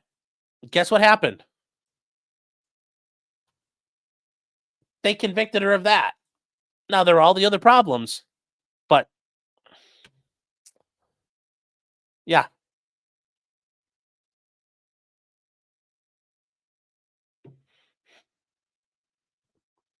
Chick is an NPC, yeah. And J-Rock says, yes, she convinced 11 other people because the jury has to vote. 11 other people sat down in a room and she convinced them that, hey, I should be the boss. Let me lead it. Yeah. Yes, she knows she's an empath. It's like, I'm a psychic vampire. Ooh, oh. I mean, she talks like she's got like peanut butter stuck to the roof of her mouth. Oh, but yeah, she's got a nose ring in, which is very apropos. She got led around the prosecutor's office, grabbed onto that nose ring and led her around like cattle.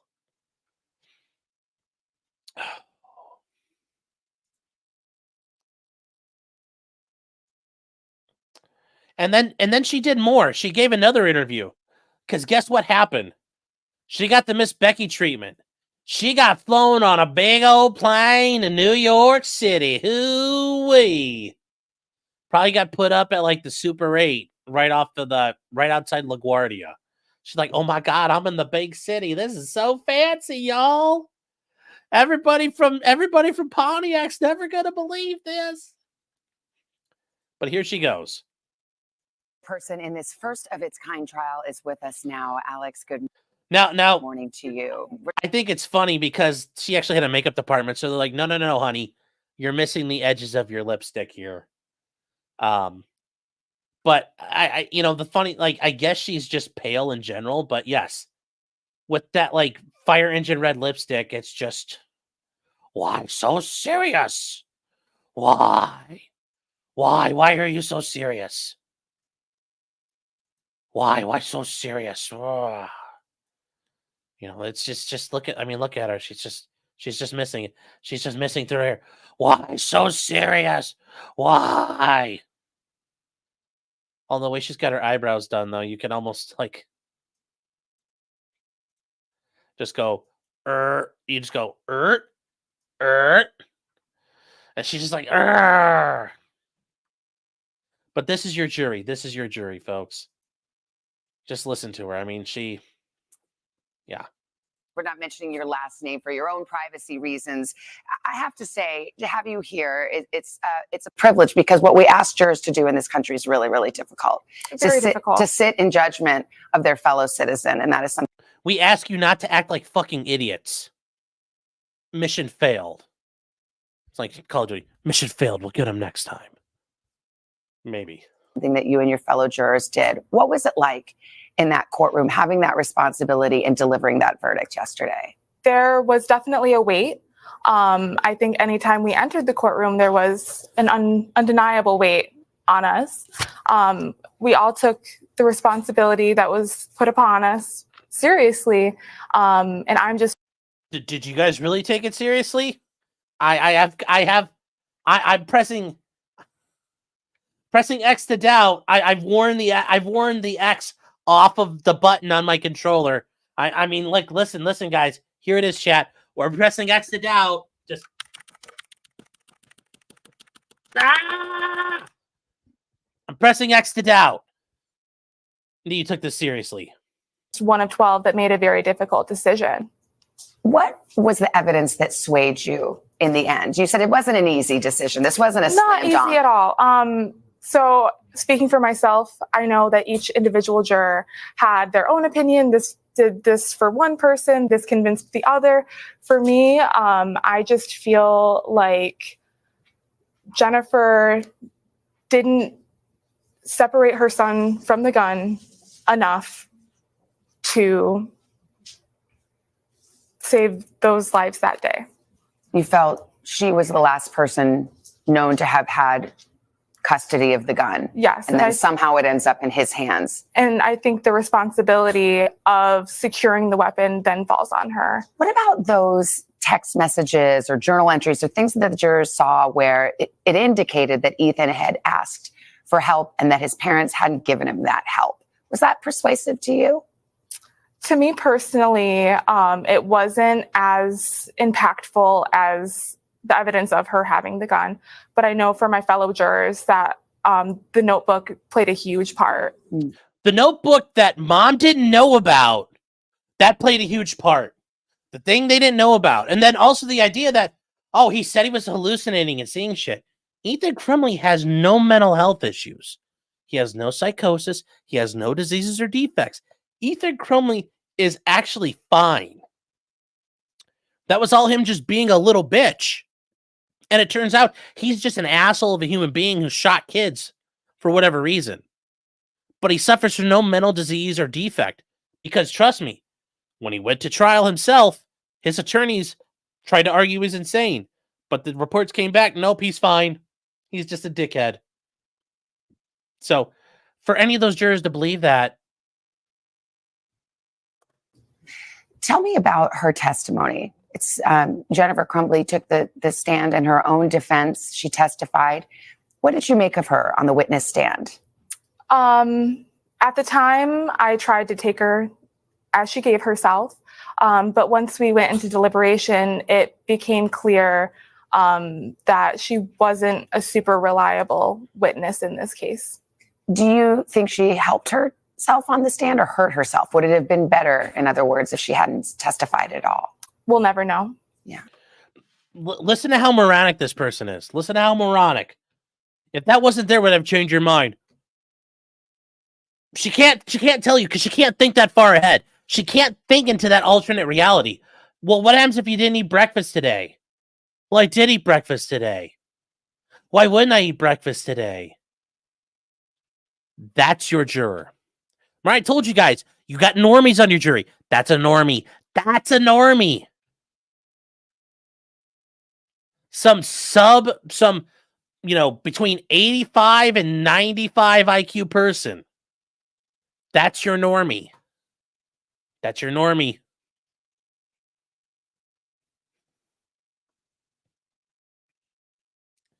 That's your normie.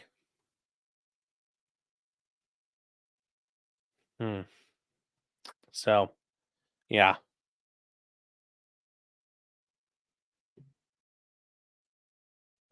So was she in Castlevania? Yeah. Yes. Does she sleep in a coffin? Probably. Awaking Yay says the shit makes me seethe. I'm out. Sorry.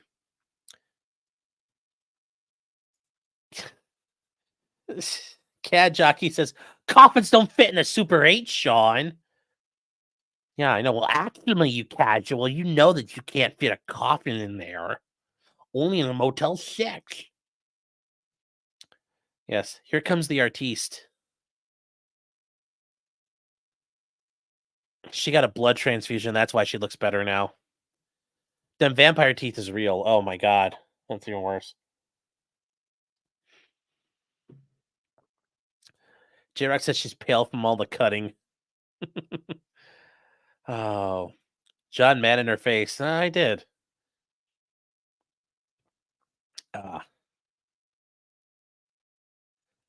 Burberry's for $5 Australian dues. Says for discount Dita for discount Dita from Hot Topic, I'm surprised she went with the mainstream idea.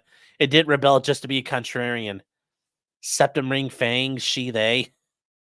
Yeah, that's yeah, she's like, I'm such a nonconformist, I'm not gonna conform with you guys. Alpha Fox says the farms could figure out her last name. I'm sure you could figure out her last name from going on Facebook. It wouldn't be that hard. Yes, it was so hard. We are great. Yes, exactly. But yes, Burberry's, Burberry's. Yes, you've got, there's another one from you. Okay, yeah, there's a second one. Another $5 Australian dues. Thank you. It's saying, why mom say Ethan cries for help ignored? would probably also look at her and think how she's dressed is obviously a cry for help, and she has clear issues too. Yes, very fair. Very fair. Meat Candy says repeal the 19th. Yes. Yes. Yes, very true. Yes, Jester's Foppery says they were done in one day. Yes, they were. Yes.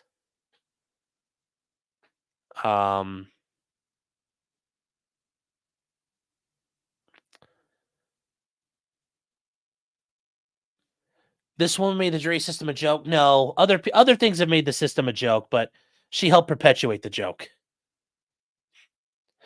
So,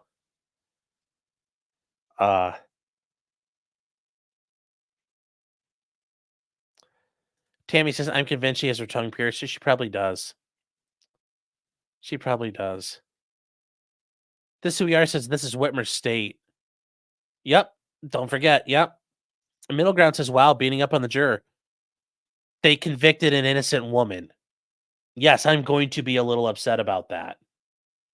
They let themselves get hustled by a scumbag prosecutor. Yes, I'm a little upset about that. So that is the problem. Patty says Ethan didn't see his parents getting prison time. Yeah, well, yeah. Stacy said she was always going to be found guilty. Yeah, I mean, ultimately, I think that was going to be tough for her, but she deserved a fighting chance from a fair jury. Scott X, it's the 72 IQ stare. Instead of the 1,000-yard stare, it's the yard stare.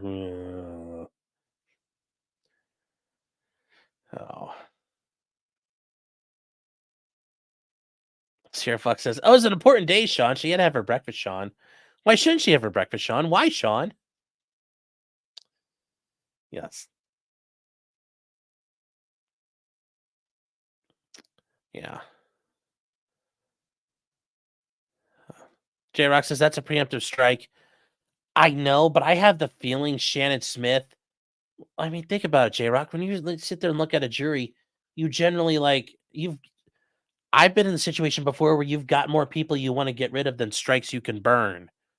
There's like 4 or 5 people who are cringe or you think that are assholes. You only got like 3 or 4 strikes, and you're like, you gotta selectively snipe people and hope you're sniping the worst ones. So Jim says, going to sleep. See you tomorrow. See you, Jim.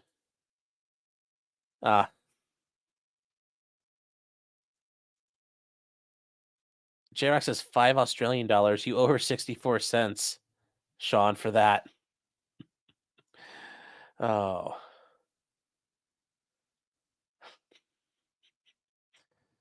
Oh. Eric Fulham says, what is she supposed to do, Sean? I don't know, not convict. Just a thought. So. All right. So you guys said Shannon Smith has a website. Let's see here. Let's see what's up there. I mean, it can't be any worse than me because I put out some pretty cringe content.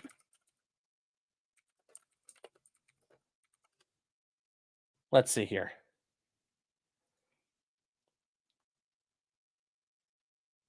Okay, this isn't bad. I like it. It's pretty good. Pretty good. Shannon Smith Law.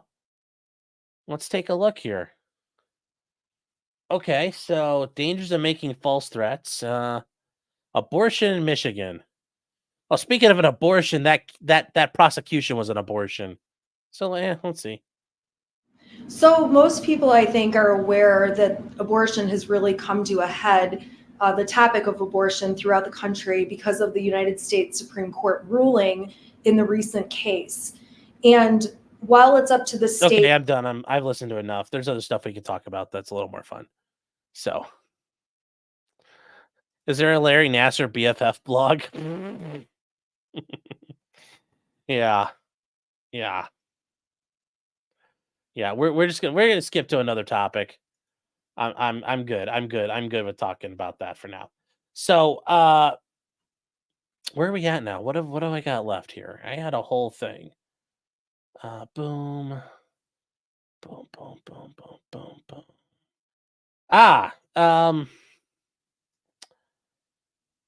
We're gonna save one of these for locals. We're gonna save the one for Kentucky. We'll save that for locals, but we're gonna wrap up with some good news. We're gonna wrap up some good news. So, if you guys aren't aware, in Kiwi Farms, and I'm proud to be a farmer. Proud to be a farmer. Has been facing a lawsuit from a guy named Russell Greer.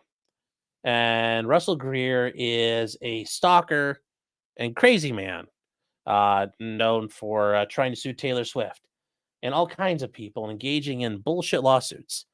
Well, he's been suing the farm since 2019, and his case is now back in action. The 10th Circuit Court of Appeals overturned the dismissal motion that Kiwi Farms had filed, and now it's back in federal court to get litigated. And in response to this, and just so you guys are aware of what's out there, Josh Moon started up, and I think it's just, and I want to plug this because it deserves to be plugged. He started up the LolCow LLC litigation fund, because that's actually the corporate entity that owns the farms is LolCow LLC. And it's a litigation fund. His goal was $75,000, and that was set like a week ago. And they are at $153,476 as of right now. Now, this is all being sent to an IOLTA account, being managed by the attorney handling things. So they're covering a couple different things that are going on because, like I said, stuff costs money, a lot of money.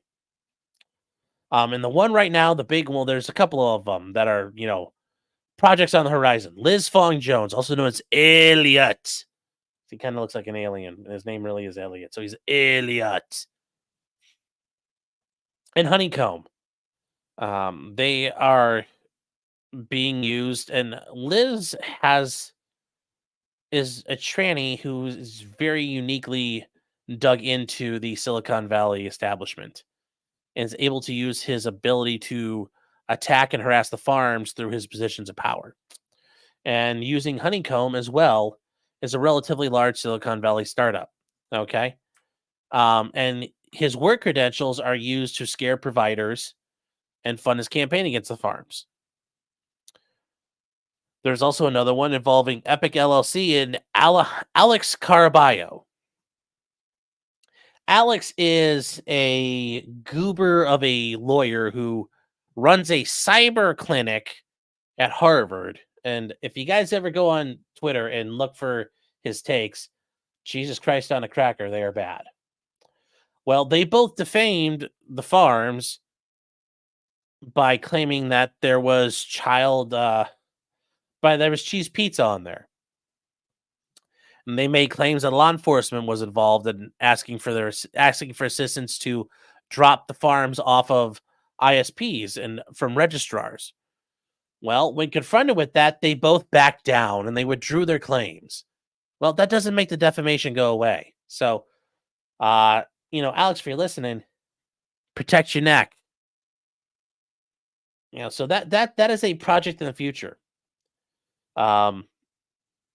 Just be aware of that, okay?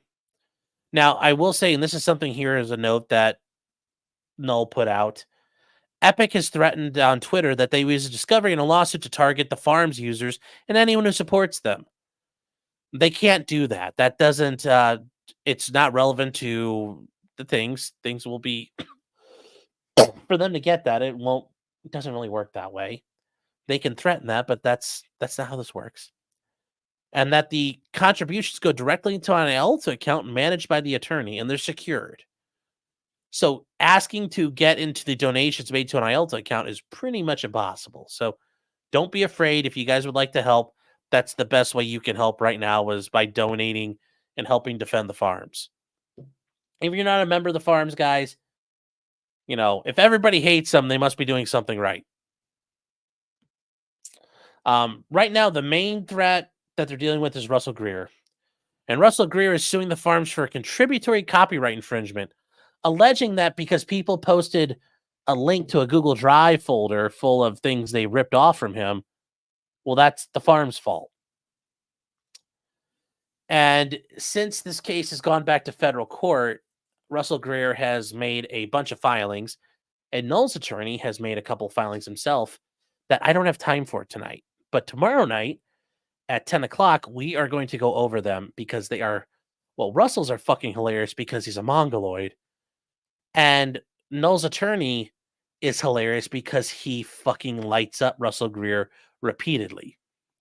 And I have had a chance to look through them, and I have my own thoughts. I think Russell Greer is in for having a bad time coming up. And the positive side is we're going to be able to laugh about it. So that is coming up for them. Bella's saying, why is Locals retarded tonight? Because it's Locals. That'll be 10 p.m. Wonderful Galaxy says 10 a.m. or p.m. What time zone? I want to be here for that. Everything is always Eastern Standard Time. God's time zone. That's the only time zone that matters. It'll be 10 p.m. Eastern Time. So...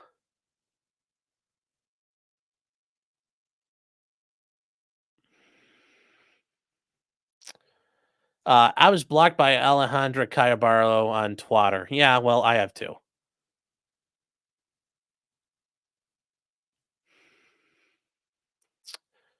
Let me see here. Middle ground. Okay, saying it's foreseeable that he could do this, screaming off this drawing his classwork. Okay, and I made drawings like that too. Notice it wasn't that foreseeable because even the school was like, yeah, he's cool. Don't worry about it. You know, nobody was scared that he had a gun. I mean, if they thought he had a gun, they would have searched him. But they don't. I mean, they also made a announcement earlier that day to tell kids quit reporting everything. So I don't know. We're punishing people for not doing something, and I think that's wrong as a society. The man who did it was punished. It should be left alone. So, like I said, guys, if you do want to help out the farms, you can help them out. It's a safe, secure donation. I'm not involved in it at all. I don't get paid for it at all, but I think it should be out there. You guys should, if you're interested, give them a couple bucks. You know, it'll go a long way to giving you guys some laughs as well. Think about it. It's an investment in content.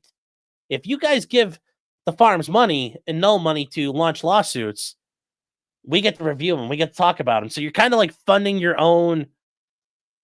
You're buying the cow that you can then milk, and then you can enjoy that milk. So think about it like that. You know, it's silver linings. Silver linings there, chat. So that's it. That is at lolcalfun.harden.law.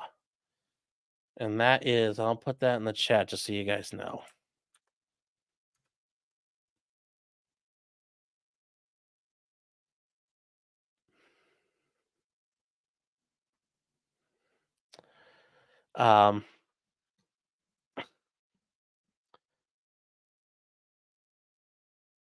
Let me see here. What do you...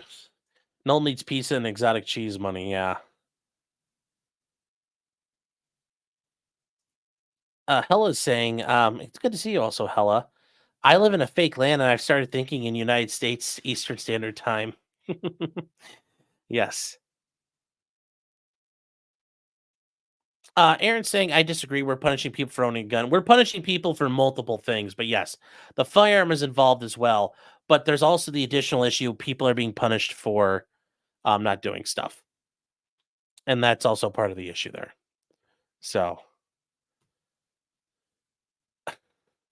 if you guys do have the chance, though, I think they are definitely worth taking a look at. And where did that? Yeah. lolcalfun.harden.law. So, all right, guys. Well, that is it for tonight. 2 hours and 20 minutes. Ooh, I had fun. And yeah, 100 episodes. 100 episodes of this Thursday night. And when I think about it, I need to go back. How far back can I go here? Let me see. Although it depends, guys. As far as the Putin interview, I think I'll review that, but we'll do that over on Locals. I'm gonna give you guys something. I want to give you guys some real good, good for yourself. But going back to the Thursday night streams, let's see. Let's go back. How far back can we go here, real quick? No, I want to open it.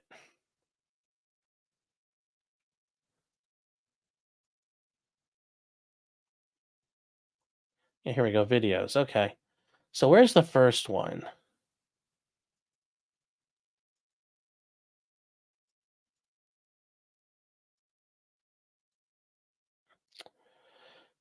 Let's see here. The first one. This is it's like a trip down memory lane here. This is the first one. I mean, look at that. Look at that. When I had one of the Fromes fell off the wall. I mean, check that out. Look how much I've grown. We had, look at all the stuff that's been added to the bookcases. One of the Fromes fell off the wall. Got more foam up. Oh, it's just like it was yesterday. 12/17/22, the first episode. And that was when I was running StreamYard like a goober and still the Powered by StreamYard thingy there and all that. 100 episodes, though.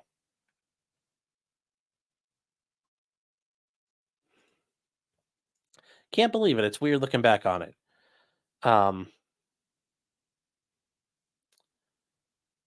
J-Rock says, been a member for 5 months. Thanks, J-Rock. Saying, Sean, you have a cult. You're the leader of said cult. Like I said, I'd much rather refer to it as like a Serbian paramilitary organization. Sounds a lot more cooler when you put it like that. So, what do I use for streaming now? I use StreamYard, but I'm better at using it. So, before I plumped up like a Thanksgiving turkey, thank you. Thank you so much. Yes, I was a young man. Look at me now. Time has been rough. There's a meth lab in the corner. Yep. Still got the RPG in the background. Yes, I do. Yes, I do. So, I've grown wider, not wiser. I wouldn't disagree with that at all. So, all right, guys. So that is it. I don't know who's on right now. Is there anybody on right now I can direct you guys to? Is Joe on? He might be on. Let's see. Who do we got? Yeah, Joe's on. Well, I guess Nick's on at midnight. Well, midnight plus whatever. So, yeah, I don't know. I don't know what that's going to be. So, don't want to direct you guys. I don't want to send you guys to a someday that never comes.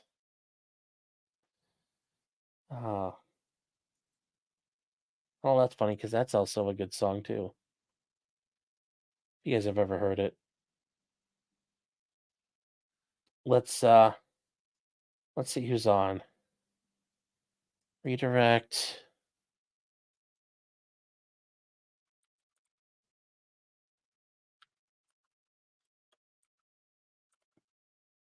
Let me see here.